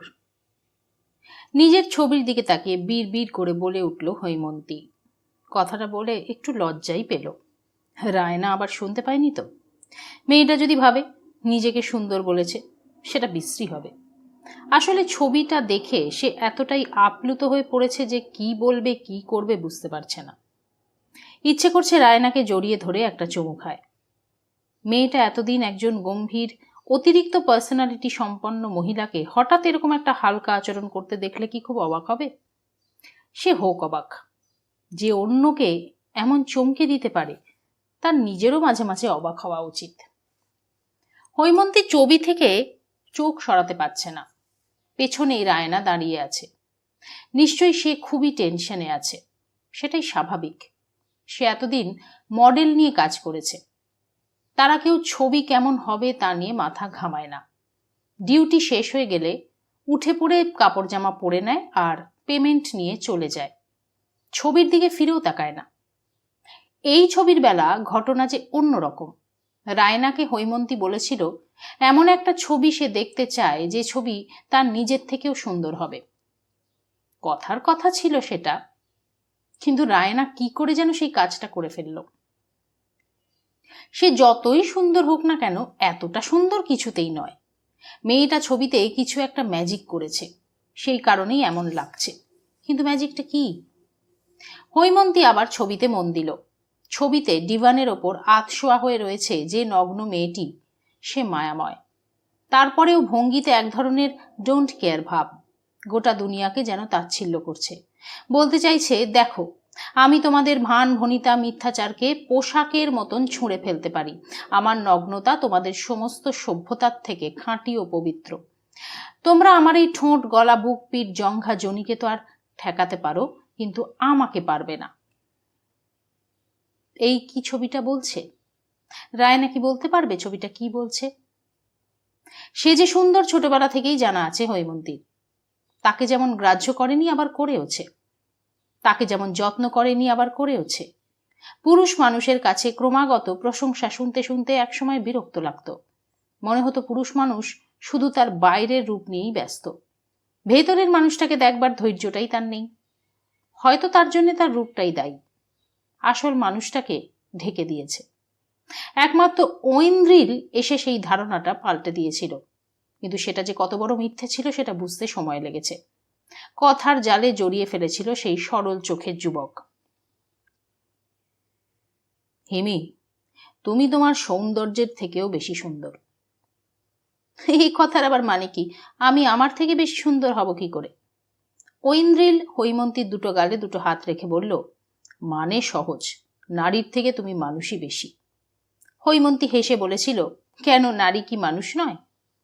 ঐন্দ্রিল হৈমন্তীর মুখটা নিজের মুখের কাছে এগিয়ে নিয়ে বলল, অবশ্যই মানুষ, তবে আমরা সেটা বুঝতে চাই না। পৃথিবী এত আধুনিক হয়েছে, নারী শিক্ষা, নারী অধিকার, নারী স্বাধীনতা এতটা বিস্তৃত হয়েছে, তারপরেও আমরা এ কথা বুঝতে চাই না হিমি। এটা কোনো ব্যক্তিবিশেষের কথা নয়, সোসাইটির কথা নয়, পুরুষতন্ত্র বা মেল শোভিনিজমেরও কথা নয়। এটা সভ্যতার নানা সংকটের একটা দিক। আমরা একে খাটো করে দেখি। আজও একজন নারী শুধুই একজন নারী। হৈমন্তী মুখটা ঐন্দ্রিলের মুখের কাছে ঘন করে নিয়ে বলেছিল, তা এটাই তো ভালো। আমি যদি নারী না হতাম তোমার কি ভালো লাগতো? না, অবশ্যই লাগতো না। তবে তার থেকে বেশি ভালো লাগে যখন অনুভব করি তোমার মধ্যে একজন সহনশীল, অনুভূতিপ্রবণ, বুদ্ধিদীপ্ত মানুষ রয়েছে। সেই মানুষ নারী বেশে আমার মাথাটা খারাপ করে দিয়েছে। হৈমন্তী ঐন্দ্রিলের গালে গাল ছুঁয়ে বলেছিল, আমি যদি এমন না হয়ে অন্যরকম হতাম। ঐন্দ্রিল ফিসফিস করে বলেছিল, তোমায় আমি দেখেছিলাম বলে তুমি আমার পদ্মপাতা হলে। শিশির কণার মতন শূন্যে ঘুরে শুনেছিলাম পদ্মপাত আছে অনেক দূরে। খুঁজে খুঁজে পেলাম তাকে শেষে। কার কবিতা বলতে পারো হিমি? হৈমন্তী চোখ বুজে বলেছিল, না, আমি শুকনো কেমিস্ট্রি পড়া মেয়ে। হাইড্রোজেন, নাইট্রোজেনের এইসবের খবর রাখি। কবিতার কথা জানবো কি করে? ঐন্দ্রিল ঝুঁকে পড়ে হৈমন্তীর চোখের পাতায় চুমু খেয়ে বলল, এই কবিতা যিনি লিখেছেন সেই কবির নাম জীবনানন্দ দাশ। একদিন তোমাকে আমি সারা রাত ধরে কবিতা শোনাব। এখন শোনাও। না, এখন না। রাত জেগে না শুনলে কবিতাকে ছোঁয়া যায় না। রাতের নিস্তব্ধতায় কবিতা স্বচ্ছন্দ বোধ করে। এই পুরুষ মানুষকে কি করে অস্বীকার করবে হৈমন্তী? দ্রুতই সে কাছে চলে এলো, এত কাছে যে হিতাহিত জ্ঞান হারিয়ে ফেলল। লেখাপড়ার জীবন শেষ হওয়ার আগেই ঐন্দ্রিলকে বিয়ে করবার সিদ্ধান্ত নিয়ে বসল। ঐন্দ্রিল ভুরু কুঁচকে বলেছিল, বিয়ে? আমার মতন একজন ভ্যাগাবন্ডকে বিয়ে করবে? তোমার মতন মেয়ে কত ভালো বর পাবে। মানে আমাকে বিয়ে করতে চাইছো কেন? ওয়াই? হৈমন্তী হেসে বলেছিল, বিয়ে না করলে রাত জেগে কবিতাটা শুনবো কি করে? ভালো বর বাড়ি গাড়ি দেবে, সুন্দরী বউকে পাশে নিয়ে চলবে, কিন্তু মানুষ খুঁজবে কি? আর টাকা বাড়ি গাড়ি সে তো আমি নিজেই পারবো। বাবা মায়ের একমাত্র মেয়ে, যেটুকু যা প্রপার্টি রয়েছে সবই তো আমার। না হলেও কোনো সমস্যা ছিল না, যেটুকু লেখাপড়া শিখেছি ওটুকু আমি নিজেই করে নেব। ঐন্দ্রিল চিন্তিত মুখে বলল, বিয়েতে আপত্তি নেই, কিন্তু এখন তো একসঙ্গে থাকতে পারবো না হিমি, আমাকে সময় দিতে হবে। হৈমন্তী বলেছিল, আমিও তো পারবো না, আমাকে লেখাপড়া কমপ্লিট করতে হবে না, চাকরি করতে হবে, কিন্তু আমি বিয়েটা সেরে রাখতে চাই। তোমার মতন পাত্র হাতছাড়া করাটা ঠিক হবে না। কথা শেষ করে হৈমন্তী জোরে হেসেছিল। ঐন্দ্রিল অন্যমনস্ক হয়ে বলেছিল, নো জোকস। আমি একটা ফিচার ফিল্ম করব বলে অনেকটা এগিয়ে পড়েছি হিমি। দুজন প্রডিউসারের সঙ্গে কথাও হয়ে গেছে, একজনকে ফাইনাল করব। হৈমন্তী বলেছিল, বাবা, এই তো দারুণ খবর। 3 মাসের মধ্যে রেজিস্ট্রি করে বসলো হৈমন্তী। গোপনে করল, বাবা মা তো দূরের কথা, এমনকি রাখিও জানল না। হৈমন্তী জানতো সবাই তাকে আটকাবে। প্রেমে দিকবিদিক জ্ঞান শূন্য হওয়া ছেলে কারোর পরামর্শ শোনে এবং ঝগড়া করে, কিন্তু প্রেমে হাবুডুবু খাওয়া কোনো মেয়ে বাধার মুখে পড়তে চায় না। তবে সমস্যা হলো অন্য। আলাদা থাকবার পরও 1 মাসের মধ্যে হৈমন্তীর পিরিয়ডের গোলমালে পড়ল। জানতে পারলো সে কনসিভ করেছে। ভয় পাওয়ার বদলে সে অবাক হলো। এমনটা তো হওয়ার কথা নয়। সব রকম প্রোটেকশন নিয়েই তো সে ঐন্দ্রিলের সঙ্গে ঘনিষ্ঠ হয়। নিশ্চয়ই কোথাও ভুল হয়েছে। ঐন্দ্রিলকে বলতে সে তো আকাশ থেকে পড়ল, আবার রেগেও গেল। কি করে ঘটল? অ্যাক্সিডেন্ট? তোমার কিন্তু অ্যালার্ট থাকা উচিত ছিল হিমি। আরে এত এক্সাইটেড হচ্ছ কেন? অ্যাক্সিডেন্ট তো হতেই পারে। আরে কি বলছো কি? এক্সাইটেড হব না? আমার সামনে একটা ফিচারের কাজ আছে। হৈমন্তী গম্ভীর হয়ে বলেছিল, তা তুমি তোমার কাজ করবে ঐন্দ্রিল, আমি আমার প্রবলেম সামলাবো। এখন এটা ভেরি ইজি, সবে তো কটা দিন হয়েছে। সমস্যা সামলানোর কয়েকদিনের মধ্যে ঐন্দ্রিল টেলিফোন করে বলল, এখনই কিছু টাকার ব্যবস্থা করতে হবে। প্রডিউসারকে প্রায় রাজি করিয়ে ফেলেছি, 2টো দৃশ্য তুলে দেখাতে হবে, কিন্তু এইটুকু নিজের খরচেই করতে হবে। ফিল্ম লাইনে নিউকামার তো, অনেক ঝামেলা। হৈমন্তী বলল, কত টাকা চাই? ঐন্দ্রিল বলল, 3 লাখ। হৈমন্তী বলল, ইম্পসিবল, আমি অত টাকা কোথায় পাবো? বাড়িতে চাও, জামাইকে এটুকু হেল্প করবে না? সে তো আর খাট পালঙ্ক কিছু চাইনি। হৈমন্তী বলল, তুমি খেপেছো? বাড়িতে তো কিছুই জানে না, আমাদের বিয়ের কথাও নয়। কেন, তোমার নিজের ব্যাংকে কিছু নেই ফিক্সড? হৈমন্তী বলল, পাগলের মতো কথা বলছো ঐন্দ্রিল। ঐন্দ্রিল রাগের সঙ্গে বলল, একজন ক্রিয়েটিভ মানুষ পাগলই হয়, বিয়ের আগে তোমার জানা উচিত ছিল। হৈমন্তী অবাক হয়ে বলল, আরে তুমি রাগছো কেন? আমার দিকটা বোঝো, আমার কোনো স্যাক্রিফাইস নেই। এইসব আলোচনার সময় এটা নয়, আমি এই চান্সটা মিস করতে পারবো না। বিয়ে নয়, ফেস্টিভ্যালে আমার ছবি দেখানো হচ্ছে, এটাই আমার স্বপ্ন। কয়েকদিনের মধ্যে গয়না বেচে খানিকটা টাকা ঐন্দ্রিলের হাতে তুলে দিল হৈমন্তী। কাজ শুরু হওয়ার আগেই ঐন্দ্রিলের ছবির খবরের কাগজে বেরোলো। অভিনয়ের জন্যে সে নতুন মুখ খুঁজছে। এর কিছুদিনের মধ্যেই নানান ধরনের খবর কানে পৌঁছতে লাগলো হৈমন্তীর। সল্টলেকের ফ্ল্যাটে নতুন মুখের সন্ধানে নিয়মিত মেয়েদের নিয়ে যাচ্ছে ঐন্দ্রিল। শুধু তাই নয়, ঐন্দ্রিল পুনে ফিল্ম ইনস্টিটিউট বা ও ধরনের কোনো বড় প্রতিষ্ঠানে কখনোই কাজ শেখেনি। ডকুমেন্টারি করে ন্যাশনাল অ্যাওয়ার্ড পাওয়ার ঘটনাটাও ঠিক নয়। এইসব খবর কি সত্যি? ঐন্দ্রিল নির্বিকার গলায় বলল, আমাদের লাইনে গসিপটা প্রয়োজন হিমি, আর সেই গসিপের জন্য কিছু সত্যি ঘটনাও তৈরি করতে হয়। হৈমন্তী বিস্ফারিত চোখে বলল, তার মানে তুমি নোংরামি করো আর মিথ্যে কথা বলে বেড়াও? ঐন্দ্রিল হাই তুলে বলেছিল, বাবা, মিথ্যে না বললে তুমি কি আমায় পাত্তা দিতে? যাকে, এখন ওসব কথা বলে তো লাভ নেই, আমার টাকা লাগবে অনেক। তুমি একা তো আর সে টাকাটা দিতে পারবে না, তাহলে কি আমি হাত গুটিয়ে বসে থাকবো? একটু চুপ করে থেকে হৈমন্তী থমথমে গলায় বলেছিল, কত টাকা লাগবে আমি দেব, তার বদলে তুমি আমাকে ডিভোর্স দেবে। ডিভোর্স নিয়ে ঝামেলা করেনি ঐন্দ্রিল। হৈমন্তী সেই প্রথম জানল পুরুষ মানুষের বেইমানি কত সহজ অথচ কত কঠিন। নগ্ন হৈমন্তীর বই পড়ার ভঙ্গিটিও বড় চমৎকার এনেছে রায়না। বইয়ের মলাট দেখা যাচ্ছে স্পষ্ট, দেখলে যে কেউ ঘাবড়ে যেতে পারে। দুদিন সময় বেশি চেয়েছিল রায়না। আশ্চর্যের বিষয় হলো, তারপরেও সে আজ বেশি সময় নেয়নি, বরং অন্য দিনের থেকে কমই নিয়েছে। তবে আজ যেন কাজে বেশি ডুব দিয়েছে। এমনিতে মেয়েটি চুপচাপ, হৈমন্তীও বাড়তি কথা পছন্দ করে না, বাইরের কারোর সঙ্গে তো একেবারেই নয়। ফলে দু একটা হুঁ হাঁ ছাড়া কোনো দিনই তেমন কথা হয় না। আজ যেন তাও হলো না। হৈমন্তীও বইতে মন দিয়েছিল। রোজই সে বই নিয়ে বসে। বইটা ভয়ঙ্কর, তাই খুবই ইন্টারেস্টিং ছিল। বইয়ের সাবজেক্ট ছুরি, নাম নাইভস 2019। লেখকের নাম জো কার্জম্যান। তিনি একজন ছুরি বিশেষজ্ঞ। ছুরি নিয়ে বিস্তারিত চর্চা রয়েছে, সেই কারণেই বই লেখেন। বইটি গোটা বিশ্বে তুমুল জনপ্রিয় হয়েছে, কয়েক লক্ষ কপি বিক্রি হয়েছে। ছুরির ফলার মতোই ঝকঝকে বই, নানা ধরনের ছুরির বর্ণনায় ঠাসা। ছুরির ইতিহাস, গুণাগুণ, বিশ্ববিখ্যাত ছুরি প্রস্তুতকারক এবং সরবরাহকারী সংস্থার নাম, ঠিকানা ইত্যাদি রয়েছে। সঙ্গে পাতায় পাতায় ছবি। ছুরি শুধু ভয়ঙ্কর নয়, সে যে সুন্দরও, এই বই না দেখলে হৈমন্তীর জানা হতো না। যত পড়ছে দেখছে অবাক হচ্ছে। প্রাচীন থেকে একেবারে আধুনিকতম ছুরির ছবি দেখে হৈমন্তী মুগ্ধ। কত নতুন ধরনের ছুরি না এখন তৈরি হয়। এটাও একটা শিল্প, গুণী শিল্পীরা কাজ করছেন। কোথাও ছুরিতে ব্লেডের অংশটা চওড়া, কোথাও সামান্য। ফ্লিপার, ড্যাগার, সুসি, ফাইটার, টানটোজ, ফোল্ডিংস, পরেট নাইফ, হাতলে বিভিন্ন কারুকাজ, ভাঁজ করবার নানান কায়দা। এই বইয়ের খোঁজ হৈমন্তী পায় ওয়েবসাইটে। অনলাইনে বইটা অর্ডার করে, তবে মুম্বাইতে নিজের ঠিকানায় নয়, অর্ডার করে কলকাতার একটা ঠিকানায়। ঠিকানাটা যার, তাকে ফোন করে। তোমার অফিসের ঠিকানায় একটা প্যাকেট যাবে, ওটা আমার, তুমি যখন মুম্বাইতে আসবে তখন নিয়ে আসবে। আমার অফিসে কেন পাঠালে? হৈমন্তী বলল, বাড়িতে পাঠালে ঠিক হতো না? তা বলিনি, প্যাকেটে কি আছে? হৈমন্তী সামান্য চুপ করে থেকে বলে, বৌমা।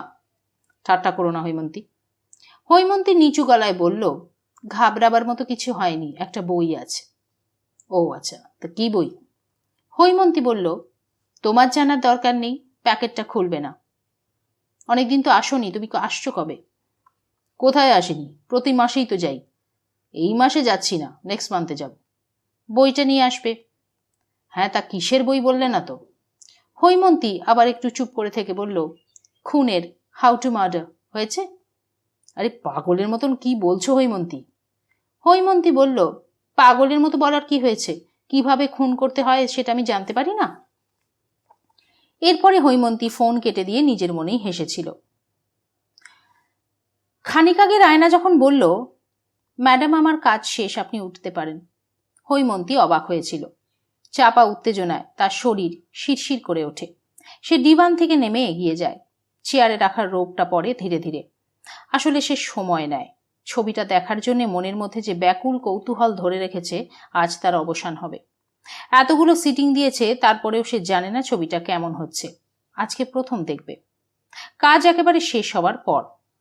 প্রতিবার কাজ করে ইজেল যেমনভাবে ঢাকা দিয়ে রায়না চলে গেছে তেমনই থেকেছে। যে মেয়েটি ফ্ল্যাট ঝাড়পোঁছ করে, হৈমন্তী তাকে কখনো একা এই ঘরে ঢুকতে দেয়নি। গেস্টদেরও এ ঘরে প্রবেশের অনুমতি নেই। স্টাডি লক করা থাকে। নামে স্টাডি হলেও এই ছোট ঘরটাকে হৈমন্তী বলে একার ঘর। এখানে লেখাপড়া, অফিসের কাজ, গান এই সব করা এবং শোনা হয়।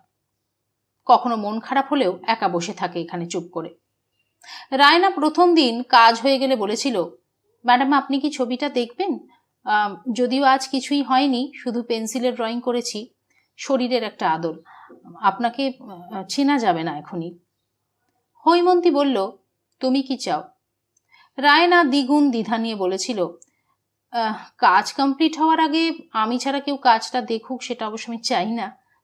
হৈমন্তী বলেছিল, যদি কাজ পছন্দ না হয়। রায়না বলল, এখন এটুকু রিস্ক তো থাকবেই। সবকিছু সবাইকে পছন্দ করতেই হবে তার তো কোনো মানে নেই। যে কোনো আর্টই একজন আর্টিস্টের হয়, তার কেমন লাগছে সেটাই আসল। তবে আপনার বিষয়টা আলাদা, আপনি পেমেন্ট করে নিজের ছবি করাচ্ছেন তো। হৈমন্তী বলল, শেষে ভালো না লাগলে তো আর শোধরানোর উপায়টা থাকবে না। না না, তা থাকবে না। হৈমন্তী হেসে বলেছিল, তখন কি সারা জীবন আমি একটা ভুল আমিকে বয়ে বেড়াবো? রায়না একটু চুপ করে থেকে বলল, ম্যাডাম কিছু কিছু সময় তো তাই করতে হয়। নিজের ভুলকে বয়েই তো বেড়াতে হয়, তাই না? আর তা না চাইলে স্টোর রুমে ফেলে রাখবেন না হয়, সেও তো একরকমের ক্যারি করাই হলো। হৈমন্তী ছোট একটা মেয়ের মুখে এমন কথা শুনে অবাক হলো।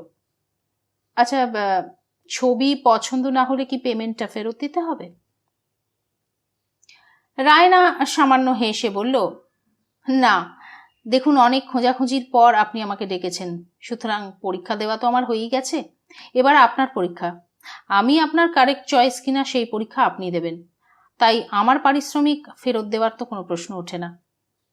হৈমন্তী খুব খুশি হলো, বলল, ঠিক আছে, তুমি তোমার কাজ করো, আমি ছবি একেবারে ফিনিশ হওয়ার পরেই দেখব। এখন সেই ছবি দেখা হলো। রায়নাকে কি বলবে বুঝতে পারছে না। সে তো এত সুন্দর নয়, মেয়েটা ছবিতে নিশ্চয়ই কিছু একটা করেছে, সেই কারণে তাকে এমন মারাত্মক সুন্দর লাগছে। কি করেছে রায়না? হৈমন্তী মুখ তুলে অস্ফুটে বলল, রায়না এসো, কাছে এসো, তোমাকে একটু আদর করি, ইউ আর গ্রেট। রায়না লজ্জা পাওয়া গলায় বলল, থ্যাংক ইউ ম্যাডাম। আমি কি একটা অনুরোধ করতে পারি? হ্যাঁ বলো। রায়না দ্বিধা জড়ানো গলায় বলল, আমি কি একজনকে আমার এই কাজটা দেখাতে পারি? সে আমার ভীষণ বন্ধু, একই সঙ্গে কাজ শিখেছি। He is a sculptor. আর কাউকে নয়, মানে শুধু এই একজনকেই। হৈমন্তী হালকা হেসে বলল, নাম কি? সোহন। তোমার বয়ফ্রেন্ড? রায়না মাথা নেড়ে বলল, আমরা একসঙ্গে থাকি। হৈমন্তী বলল, ঠিক আছে, ওকে তুমি নিয়ে আসবে, তবে কিছুদিনের জন্য আমি কলকাতায় যাচ্ছি, আমি ফিরে আসি তারপর, কেমন?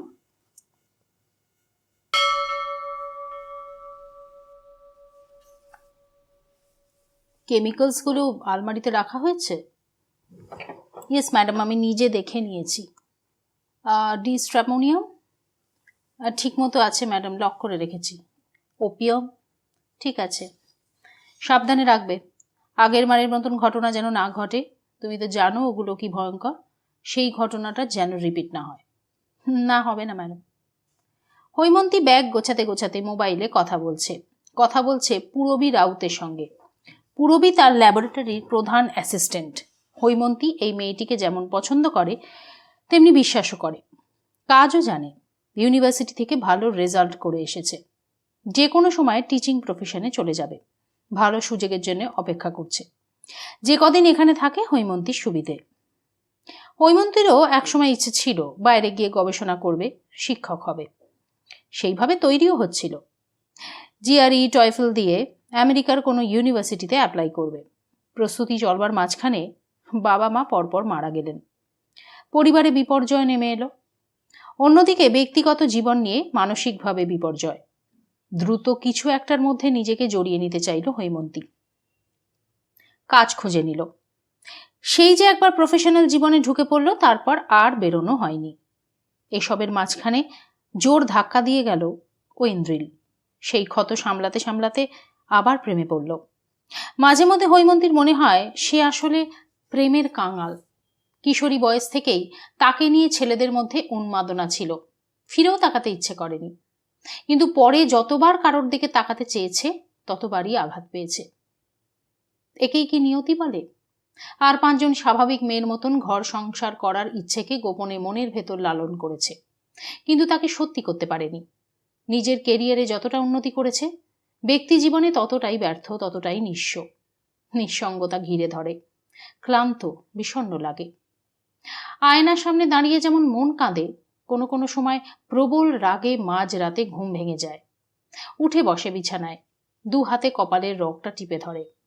ইচ্ছে করে যারা ঠকিয়েছে তাদের খুঁজে বের করে নিজের হাতে গলা টিপে খুন করে, তবেই শান্তি। উন্মাদের মতো লাগে। ধীরে ধীরে নিজেকে শান্ত করে। ক্রোধে উন্মত্ত হৈমন্তীকে সে বোঝায়, এই পাগলামি তোমাকে মানায় না। তোমার বয়স হয়েছে হৈমন্তী, নিজের ব্যক্তি জীবনকে নিজের মতো করে সাজিয়ে নাও। তোমার কিসের অভাব? টাকা পয়সা, কেরিয়ার, সকাল্লাদ সবই তো তুমি পেয়েছো। কর্মক্ষেত্রে তুমি যোগ্যতা দিয়ে নিজেকে প্রতিষ্ঠিত করেছো। পুরুষ শরীর পেতে ইচ্ছে করলে তাও পেতে পেয়েছো।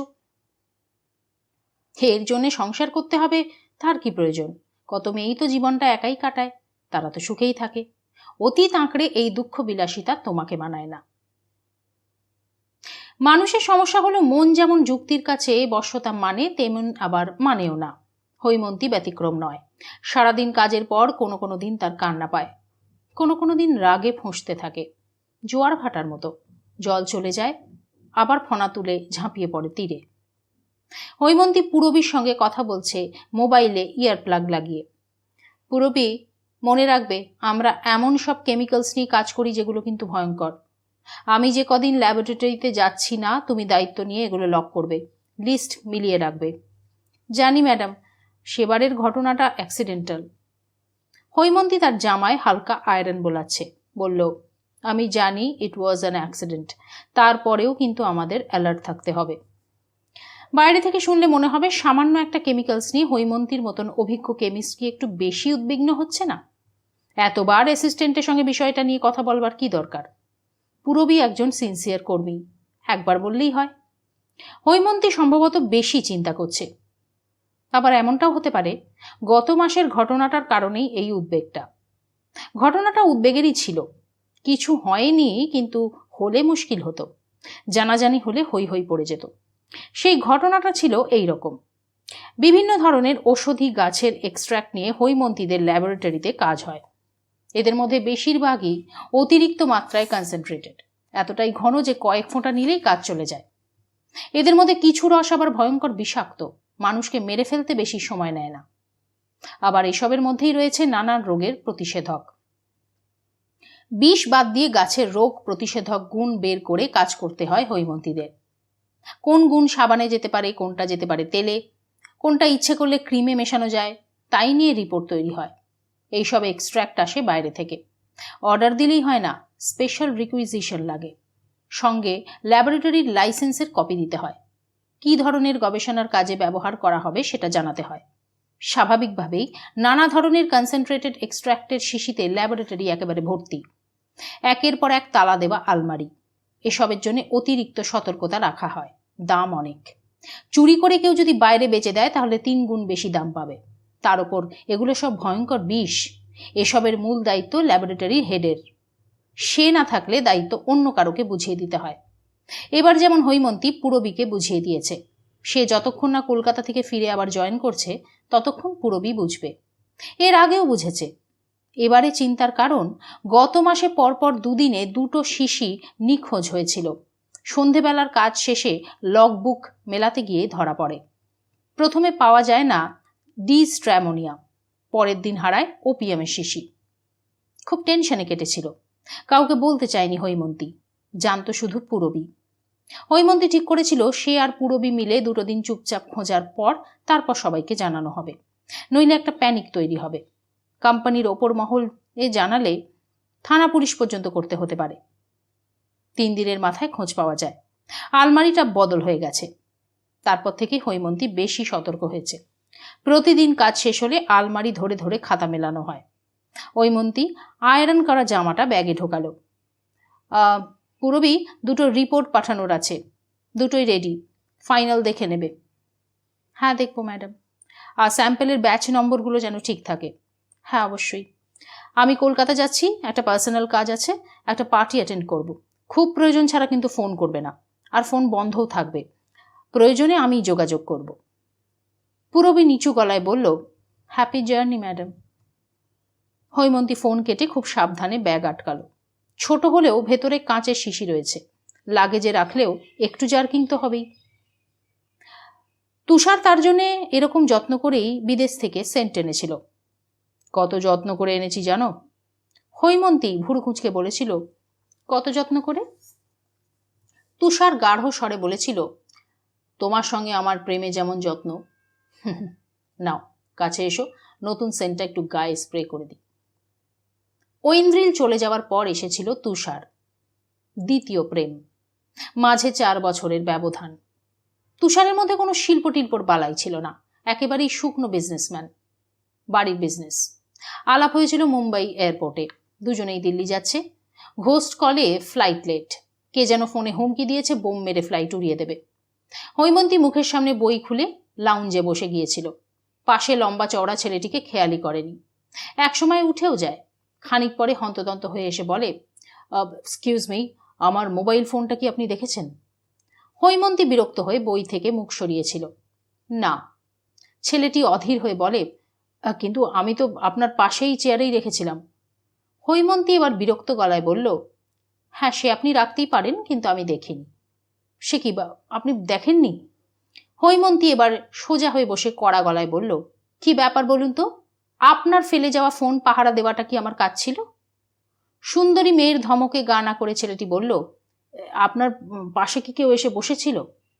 হৈমন্তী আরও কড়া গলায় বলল, আমি দেখিনি। ছেলেটি এবার অতিরিক্ত বিরক্ত গলায় বলল, আপনি তো কিছুই দেখেননি দেখছি। আমার তো সন্দেহই হচ্ছে, দেখেও না দেখার ভান। আরে ওই ফোনে আমার এভরিথিং রয়েছে। এখন কি হবে? এত বড় একটা ছেলেকে এইভাবে বিচলিত হতে দেখে হৈমন্তী এবার রাগ ভুলে মজাই পেল। বলল, সিকিউরিটির কাছে গিয়ে কমপ্লেন করুন। কেউ নিলে সিসিটিভিতে ধরা পড়বে, আর আমি যদি নিই সেটাও দেখাই যাবে। ছেলেটি এবার উৎসাহ নিয়ে বলল, হ্যাঁ এটা ঠিক বলেছেন। সে সিকিউরিটি অফিসের দিকে যাওয়ার জন্য পা বাড়াতেই তার কাঁধের ব্যাগে ফোন বেজে ওঠে। একগাল হেসে ছেলেটি লাফিয়ে ওঠে, আরে এই তো আমার ফোন, ওয়াশরুমে যাওয়ার সময় ব্যাগে ঢুকিয়েছিলাম, সেটাই ভুলে গেছি। ফোন বের করতে করতে ছেলেটি বলল, আমি খুব লজ্জিত, আই এম সরি, আপনাকে এভাবে বললাম। হৈমন্তী বলল, আমি খুবই নিশ্চিন্ত যে আপনার মোবাইল চুরি করে ধরা পড়তে হলো না। আমাকে ক্ষমা করবেন, আমার মাথার ঠিক ছিল না। আচ্ছা ক্ষমা করলাম বলে মুচকি হেসে হাতের বইয়ে মন দেয় হৈমন্তী। 2.5 ঘন্টা পর প্লেনে উঠলে হৈমন্তী দেখতে পেল সেই ছেলের সিট তার পাশেই পড়েছে। হৈমন্তী মুচকি হেসে বলল, নিজের জিনিসটা সাবধানে রাখবেন। ছেলেটির মুখ লজ্জায় লাল হয়ে যায়। এই ছেলেটি তুষার। আলাপ এবং প্রেমের 8 মাসের মধ্যে সে জানায় বাড়িতে বিয়ের চাপ দিচ্ছে। হৈমন্তী বলল, আমার কথা বলেছ? তুষার আমতা আমতা করে বলে, চাকরি করা বউ আমাদের বাড়িতে অ্যালাউ করা হয় না। আমার 2 দাদাও। তুমি চাকরিটা ছেড়ে দাও হৈমন্তী, আমি তো বাড়ির অমতে যাইনি কখনো। হৈমন্তীর শরীর কেঁপে ওঠে। সে একটু চুপ করে থেকে বলে, তোমাকে জানাবো। তুষারের সঙ্গে সেটাই ছিল হৈমন্তীর শেষ কথা। আর কোনোদিন তার ফোন ধরেনি। প্রতিজ্ঞা করেছিল অনেক হয়েছে, আর পুরুষ মানুষ নয়। তখনও কি সে জানত আবার পুরুষ মানুষের কাছে নিজেকে সমর্পণ করবে, আবার অনাবৃত হবে? তবে এবার নিজেকে অন্যভাবে তৈরি করেছে, আর প্রতারিত হবে না। এবারে অন্য খেলা। সেই খেলা ভয়ঙ্কর, সেই খেলা মৃত্যুর। এ মোহ আবরণ খুলে দাও দাও হে, সুন্দর মুখ তব দেখি নয়ন ভরি, চাও হৃদয় মাঝে চাও হে। সুবিনয় রায় গাইছেন। এমনিতেই সুবিনয় রায়ের গলা গমগমে, ভালো মিউজিক সিস্টেমে গলাটা আরো গমগম করছে। টুকটাক ঘরের কাজ সারতে সারতে মুকুর গান শুনছে। ছুটির দিন সকালে মুকুর খানিকক্ষণ গান শোনে। নির্দিষ্ট কোনো গান নয়, যখন যেরকম ভালো লাগে। বাংলা, আধুনিক, রবীন্দ্রসঙ্গীত, হিন্দি ফিল্ম, কোনো বাজ বিছান নেই। পুরোনো দিনের গান নিয়ে যেমন আদিক্ষেতা নেই, তেমনি আবার নতুন গান নিয়েও কোনো হ্যাংলামো নেই। তবে গানের ব্যাপারে তার একটা মজার স্বভাব আছে। কোনো গান শুনে যদি ভালো লেগে যায়, বারবার সেই গানটাই শুনতে থাকবে। শুধু এখানেই থামবে না, সেই গানটা সম্পর্কে খোঁজ খবর নেওয়ারও চেষ্টা করে। কার লেখা, কে সুর দিয়েছিল, কবে গাওয়া হয়েছিল, এইসব। এর জন্য তার একজন ফেলুদার মতন সিধু জ্যাঠা আছে। না, সিধু জ্যাঠা নয়, সিধু জেঠি, মুকুরের কলিগ শ্রাবন্তী। ওর গানের গলা ভালো নয়, তবে গান বাজনা, সিনেমা, থিয়েটার এসব নিয়ে খোঁজ খবর রাখে। এই বিষয়ে ওর স্টকে প্রচুর বই আর ম্যাগাজিন রয়েছে। শ্রাবস্তীর বাবা একসময় গ্রুপ থিয়েটারের সঙ্গে যুক্ত ছিলেন, অভিনয় করতেন। থিয়েটারে গানও গাইতে হতো। সম্ভবত সেই কারণেই মেয়ের মধ্যে এইসব গান বাজনার নেশাটা রয়ে গেছে। এ মোহ আবরণ গানটা নিয়ে একটু আগেই শ্রাবস্তীকে ফোন করেছিল মুকুর। শ্রাবস্তী বলল, এ তো রবীন্দ্রনাথের গান। হ্যাঁ, সে তো জানি, তুমি একটু ইনফরমেশন দাও। শ্রাবস্তী বলল, ইনফরমেশন দেওয়ার কি আছে? যাকে জিজ্ঞেস করবে সেই বলে দেবে। এই ভদ্রলোকের গান নিয়ে ৩,৩৫৩ রকমের গবেষণা হয়েছে, বেশিও হতে পারে, অজস্র বইও তো আছে। মুকুর বলল, তুমি কি আমাকে এখন ৩,৩৫৩টা বই ঘাঁটতে বলছো শ্রাবস্তী? শ্রাবস্তী বলল, হাজার বাবা, ঠিক আছে, কি জানতে চাও বলো, দেখি পাই কিনা। মুকুর বলল, স্পেসিফিক কিছু নয়, যেটুকু পাবে। আমি তো কিছুই জানি না। গানটা এত সুন্দর না, সুন্দর একটা গান সম্পর্কে কিছু না জানলে গান শোনাটা কেমন একটা ইনকমপ্লিট লাগে, মনে হয় পুরোটা বোঝা হলো না। শ্রাবস্তী হেসে বলল, তোমার না যত রাজ্যের খ্যাপামি মুকুরদি। আচ্ছা ঠিক আছে, একটু সময় দাও। শান্তিনিকেতনে আমি কল্যাণ কাকুকে ফোন করছি। একসময় উনি সঙ্গীত ভবনের শিক্ষক ছিলেন। রবি ঠাকুরের গানের উনি ডিরেক্টরি। খুব অল্প সময়ের মধ্যে মুকুরের হোয়াটসঅ্যাপে শ্রাবস্তীর মেসেজ চলে এলো। এই মোহ আবরণ রবীন্দ্রনাথের পূজা পর্যায়ের গান। 23 বা 24 বছর বয়সে লিখেছিলেন, সম্ভবত 23 বছর বয়সে। গানের রাগ ইমন। গানটি তৈরি করা হয় আদি ব্রহ্ম সমাজ মন্দিরে মাঘোৎসব উপলক্ষে। স্বরলিপি তৈরি করেছিলেন ইন্দিরা দেবী। আপাতত এইটুকু, পরে আরো পাওয়া গেলে জানাবো।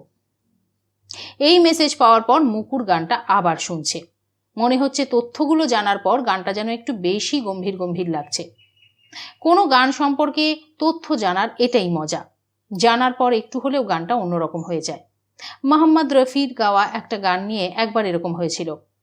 গানটা আগে একরকম লেগেছে, পরে যখন জানা গেল আর্টিস্ট গায়ে জ্বর নিয়ে এই গানটা গেয়েছিলেন, তখন আবার আরেক রকম মনে হলো। শরীর ভালো থাকলে গানের ভেতরের প্রেম ভাবটা আরো হয়তো ভালোভাবে ফুটতো। না জানলে এমন মনে হতো না। আজ কিন্তু সবার ছুটি নয়, শুধু মুকুরের ছুটি। তার স্কুলের ফাউন্ডেশন ডে। পরপর 3 দিন ছুটি পাওয়া গেল। কাল শনিবার কি একটা পরব আছে, আর পরশু তো রবিবার, ফলে 3 দিন ছুটি। ছুটির কথা জানবার পর টিচার্স রুমে মিটিং হয়েছিল। দল বেঁধে বেড়াতে যাওয়া হবে। দীঘা, তালসারির মতন কোথাও একটা টুক করে ঘুরে আসা যায়। এই ধরনের বেড়াতে যাওয়ার ব্যাপারে টিচারদের মধ্যে মুকুরের উৎসাহ সব থেকে বেশি। তার ছেলেপুলে নেই, বরকে নিয়ে একার সংসার, সেই অর্থে ঝাড়া হাত পা। তার ওপর সুনন্দ বউয়ের কোনো উৎসাহেতেই বাধা দেয় না। তার অবশ্য একটা অন্য কারণও আছে। বিয়ের 5 বছর পরেও তাদের এখনো বাচ্চা কাচ্চা হয়নি, ফলে মুকুর খানিকটা একা। যদিও মা হওয়ার বয়স এখনো অনেকটাই পড়ে আছে, ডাক্তারও সেরকমই বলেছে। তাও চিন্তা তো থাকে, যদিও মুকুর বিষয়টা নিয়ে একেবারেই আলোচনা চায় না, চিন্তাটা নিজের ভেতরে রাখে। আত্মীয়রা বিরক্ত করে বেশি, এটা সেটা বলার পর বাচ্চার কথা জিজ্ঞেস করে বসে। কিরে, অনেকদিন তো হলো, এবার একটা ভালো ডাক্তার দেখা। ভালো ডাক্তারই তো দেখাচ্ছি কাকিমা। দেখ, রাগ করিস না, মাথা ঠান্ডা করে শোন, এসব অসুখ না শুধু ডাক্তারে সারে না। মুকুর রাগ সামলে ঠান্ডা গলায় বলে, হো, তা কি লাগে? আমি একজনকে চিনি, খুব ভালো মাদুলি দেয়, একদিন শনিবার করে আমার সঙ্গে চল। মুকুর আত্মীয়দের অ্যাভয়েড করতে শুরু করেছে, তবে তার একা হওয়ার কারণ শুধু এটাই নয়, সুনন্দর চাকরিটাও একটা কারণ। সুনন্দ ইঞ্জিনিয়ার, বড় চাকরি করে, কলকাতায় অফিস হলেও বড্ড বেশি ট্যুরে যেতে হয়। মাসে 3-4 বার করে মুম্বাইতে ছোটে, পুনের কাছে কোথায় যেন একটা কাজ চলছে। কোনো বার 10-12 দিন পর্যন্ত থাকতে হয়। সাউথ ইন্ডিয়াতেও কাজ করে। এই তো গত মাসেই চেন্নাই ছুটতে হলো। এই সময়গুলো মুকুরকে একাই থাকতে হয়। তবে ব্যস্ত থাকার মতন কাজ তার অনেক, তার মধ্যে একটা অংশ বাধ্যতামূলক, চাকরির জন্য করতেই হয়, আর একটা অংশ সে নিজেই তৈরি করে নিয়েছে। স্কুলের গাদাখানেক খাতা দেখা থাকে, পড়ানোর জন্য রোজ রেডি হতে হয়। সে ক্লাস 11-12 সায়েন্স টিচার, কেমিস্ট্রি পড়ায়। সাবজেক্ট হিসেবে কেমিস্ট্রি একেবারেই ইজি নয়, ছাত্রীদের সহজ করে বোঝানোটা আরও কঠিন। সিলেবাস দিন দিন কঠিন হচ্ছে, তাই রোজই প্রিপারেশন নিয়ে স্কুলে যেতে হয়। এছাড়াও মুকুর গান বাজনা শোনে, বই পড়ে, থিয়েটার দেখতে যায়, মাঝে মাঝে শপিং মলে ঘোরে, কিছু স্কুল কলেজের বন্ধুদের সঙ্গে যোগাযোগ রাখে। বন্নিশিকা, অত্রিনা, হৈমন্তী, কলেজের ব্যাচমেট সব। এদের মধ্যে হৈমন্তীর সঙ্গে সম্পর্কটাই সব থেকে বেশি হয়েছে, তাও আবার মাঝখানে যোগাযোগ ছিল না, এই 1 বছর হলো যোগাযোগটা আবার হয়েছে, ঘনিষ্ঠও হয়েছে। হৈমন্তী মজার, খেপুটে ধরনের মেয়ে ছিল, স্টুডেন্ট হিসেবে ব্রিলিয়েন্ট, দেখতেও মিষ্টি। কলেজে সবাই ওকে মিস কেমিস্ট্রি বলে ডাকত। পরে মেয়েটার ওপর দিয়ে মারাত্মক সব ঝড় বয়ে গেছে, ভেতরের উচ্ছ্বাসটা অনেক কমে গেছে। এখন নাকি পুনেতে ভালো চাকরি করছে, যে কোনো সময় বিদেশে চলে যাবে। কলকাতায় কাজে এসে 2 বার দেখা করে গেছে, একবার তো ফ্ল্যাটেও এসেছিল। আড্ডার একটা পর্যায়ে মুকুর বলছিল, খুব গম্ভীর হয়ে গেছি হৈমন্তী, আমাদের চাকরিতে গম্ভীর থাকাটাই শর্ত। অফিসে ঢোকবার আগে যখন ফর্ম ফিল আপ করেছিলাম তখন একটা পয়েন্ট ছিল, কোনটা পছন্দ, হাসি খুশি না গম্ভীর। যারা হাসি খুশিতে টিক দিয়েছিল তাদের সবাই আউট, কারোর চাকরি হলো না। আমার মতন যারা রামগরুরের ছানা, তারাই কেবল চাকরি পেলাম। দুজনে হেসে উঠল। মুকুর বলল, এই তো চমৎকার মজা করতে পারিস। তোর কাছে এসে পারছি মুকুর। তাহলে এরপর থেকে কলকাতায় এলে হোটেলে না উঠে আমার ফ্ল্যাটে উঠবি। হৈমন্তী হেসে বলেছিল, ফ্ল্যাটের ভাগ নিচ্ছি বলে তোর বর মারবে কিন্তু। ও মা, কেন মারবে কেন? সুনন্দ খুব ভালো মানুষ। হৈমন্তী শুকনো হেসে বলেছিল, ভালো মানুষেরা আমাকে সহ্য করতে পারে না, আমার পাস্ট দেখলেই বোঝা যাবে। সবাই আমাকে কোনো না কোনোভাবে বিট্রে করেছে। মুকুর হৈমন্তীর গায়ে হাত রেখে বলল, ওভাবে বলিস না। হৈমন্তী লজ্জা পাওয়া গলায় বলল, আর বলবো না। তা তোর বর কেমন ভালো শুনি, রোজ বুঝি আদর করে? মুকুর ঠোঁট বেঁকিয়ে বলল, রোজ তাকে পাই কই, টুরে টুরেই তো ঘুরে বেড়ায়। হৈমন্তী বলল, ভেরি গুড, রোজ রোজ আদর করলে না আদরটা একঘেয়ে হয়ে যায়। ছুটি ছাটা থাকলে মুকুর কলিগদের সঙ্গে মাঝে মধ্যে বেড়াতে যায়, সব মিলিয়ে হইচইয়ের মধ্যেই থাকতে চেষ্টা করে। মুকুর বলল, তোমরা যাও, এবার আর আমার হবে না। মধুমিতাদি বলল, কেন, তোমার হবে না কেন? মুকুর বলল, না মানে একটা অনুষ্ঠান আছে। চন্দনা বলল, কি অনুষ্ঠান, পরে করলে হয় না? মুকুর হেসে বলল, না, একটু স্পেশাল অনুষ্ঠান, ডেটটা বদলানো যাবে না। মুকুর মিউজিক সিস্টেম বন্ধ করে ফোন নিয়ে সোফায় বসল, ফোনের সঙ্গে ডায়েরি। এই ডায়েরিটার একটা নাম আছে, সিক্রেট ডায়েরি। নামের অবশ্য কারণও আছে। এখন আর কেউ ফোনের জন্য হাতে লেখা ডায়েরি ব্যবহার করে না, ফোন বুকেই সব রাখা থাকে। মুকুর ফোন বুক ব্যবহার করে, আবার হাতে লেখা ডায়েরিও ব্যবহার করে, ছোটবেলার অভ্যেস।